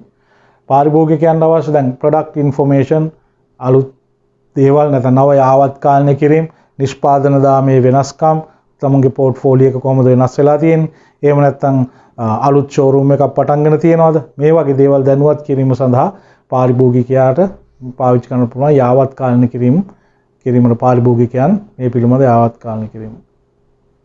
නේ ඊට පස්සේ වෙබ් අඩවිය හා ප්‍රචාරණයක් ලබා දෙන්න පුළුවන්. ප්‍රචාරණයක් ලබා ගන්න සන්නාම ප්‍රවර්ධනය කිරීම වගේ දේවල්ට වෙබ් අඩවිය භාවිත කරන්න පුළුවන්. හරි. තවත් ආකාරයකට අපේ නිෂ්පාදන ක්‍රියාවලිය පෙන්වන්න පුළුවන්. මෙන්න මේ ආකාරයට තමයි අපි තේ නිෂ්පාදනය කරන්නේ. මෙහෙම තමයි අපි ක්වොලිටි එක මේන් කරන්නේ. මේක තමයි අපේ පිරිසුදුභාවය. අපි පාවිච්චි කරන මැටීරියල් වල තියෙන ක්වොලිටි එක මේක. අපි පාවිච්චි කරන තේ දළු වල තියෙන දේවල් වෙබ් අඩවියක් කරා අපිට මේක ඉදිරිපත් කිරීමේ හැකියාවක් තියෙනවා. ඒ විතරක් නෙවෙයි. CSR කියලා අපි කතා කරා. corporate social responsibility. තමුන්ගේ සමාජ සත්කාර කොයි ආකාරයකටද වෙන්නේ? තමන් කොච්චර සමාජීය විදියට තමුන්ගේ වගකීමෙන් බැඳිලා ඉන්නවද? නැත්නම් තමුන් කොච්චරක් දුරට මේ ආචාර ධර්මානුකූලව මේ හැසිරෙනවද ව්‍යාපාර කිරීමේදී සමාජයත් එක්ක ගැටෙද්දී? මේ දේවලුත් අපේ වෙබ් අඩවිය හරහා ඉදිරිපත් කිරීමේ හැකියාවක් තියෙනවා. සමාගමේ YouTube channelය සහ Instagram ගිණුම මගෙන් සපුරාලිය හැකි කාර්යයන් දෙකක් පැහැදිලි කරන්න. මේ දෙකෙන් කාර්යයන් දෙකක් තමයි යන්නේ. ඔන්න ඒකටත් ලකුණු 4ක් තියෙනවා. හොඳයි අපි බලමු මේ කොහොමද ලියන්නේ කියලා.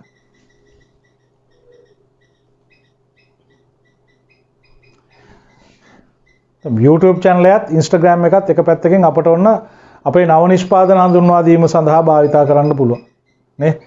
නව නිෂ්පාදන හඳුන්වා දීම හරහා නව නිෂ්පාදන හඳුන්වා දීම සඳහා අපිට YouTube channel එකක් පාවිච්චි කරන්න පුළුවන්. ඒ වගේම Instagram account එකක් පාවිච්චි කරන්න පුළුවන්. අපේ නිෂ්පාදන මොනවද? නව නිෂ්පාදන එකතු වෙනවා නම් ඒ දේව. නේද? ඊළඟට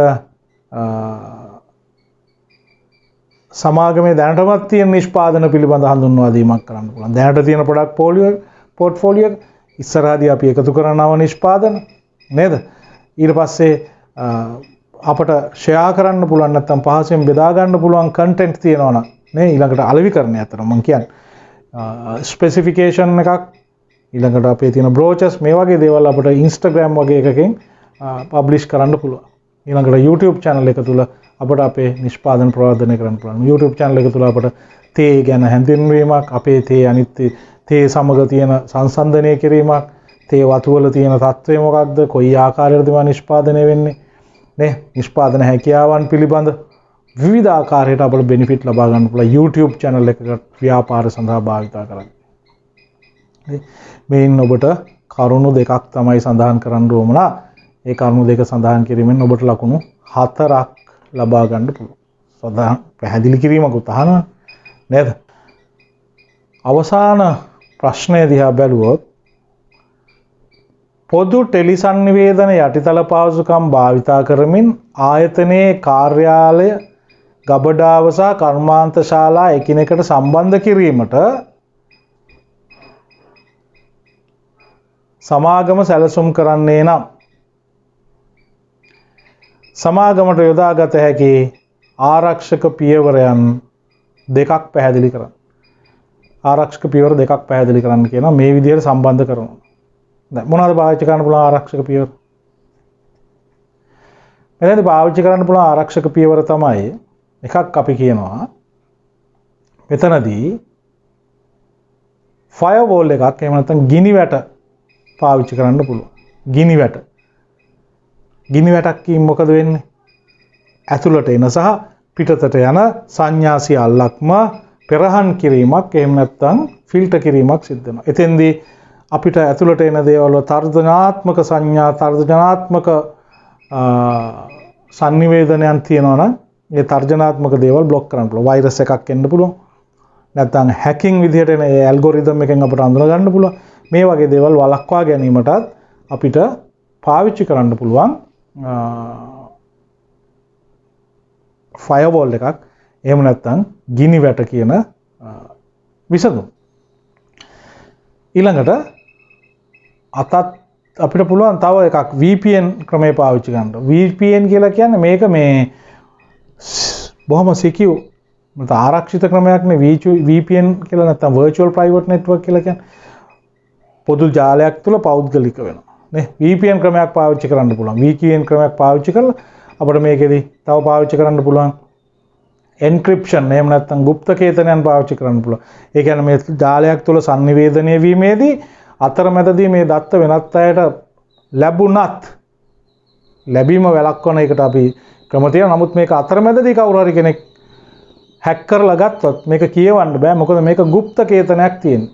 ක්‍රිප්ටෝ නේ එන්ක්‍රිප්ට් කරලා තියෙන්නේ මේක. එන්ක්‍රිප්ට් කරලා තියෙන නිසා මේක වෙන කෙනෙකුට ලබා ගත්තට වැඩක් නැහැ. ඒක එන්ක්‍රිප්ට් වෙලා තියෙන්නේ. ඒ නිසා එන්ක්‍රිප්ෂන් වගේ දේවල් අපිට පාවිච්චි කරන්නත් පුළුවන්. මේ VPN වගේ දේවල් පාවිච්චි කරන්න පුළුවන්. ඊළඟට গুপ্তකේතනය කිරීම පාවිච්චි කරන්න පුළුවන්. එන්ක්‍රිප්ට් කරන්න, ඩීක්‍රිප්ට් කරන්න. හරිම පුද්ගලයාට ලැබුණාම එයා වෙන කී එකක් පාවිච්චි කරලා මේක ඩීක්‍රිප්ට් කරනවා.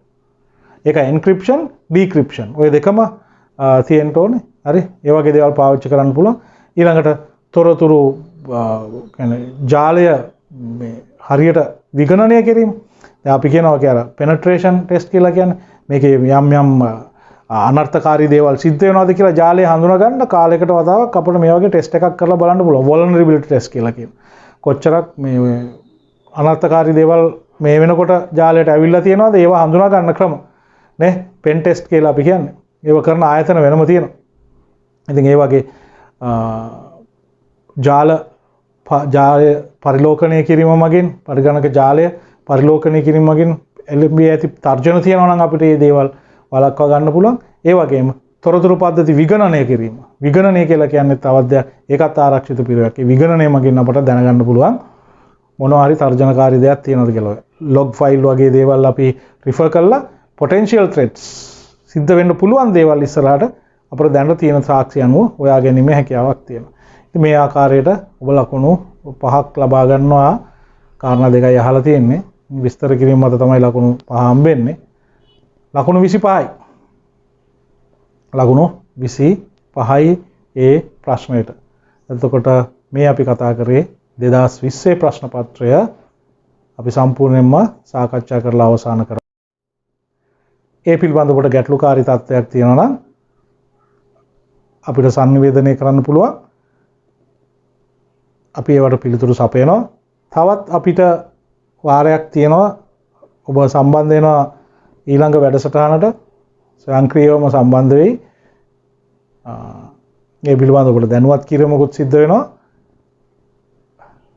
ඊළඟ වැඩසටහන කොහොම සිද්ධ වෙන්නේ කියන ඒ අවස්ථාවේදී ඔබට තියෙන ගැටලු තියෙනවා නම් අපිට කලින් යොමු කරලා තියන්න ඊට අදාළ පිළිතුරු අපි ඒ සම්බන්ධයෙන් ඒ ආශ්‍රිතව ලබා දීමක් කරනවා. ඒ වැඩසටහනේදී ලබා දෙනවා මේ වැඩසටහනේ මොනවා හරි ගැටලු තිබ්බොත්. ඊට අමතරව ඔබට කාලීනව තොරතුරු දැනගන්න පුළුවන් අපේ sannivedana ක්‍රම වලට සම්බන්ධ වුණොත්. ඒ පිළිබඳ දැනුවත් කිරීමක් මේ වෙනකොටත් ඔබට කරලා තියෙනවා. එහෙනම් ඔබට ස්තුතියි සම්බන්ධ වුණාට ඔබට ජය විභාගයෙන් ජය වේවා කියලා ප්‍රාර්ථනා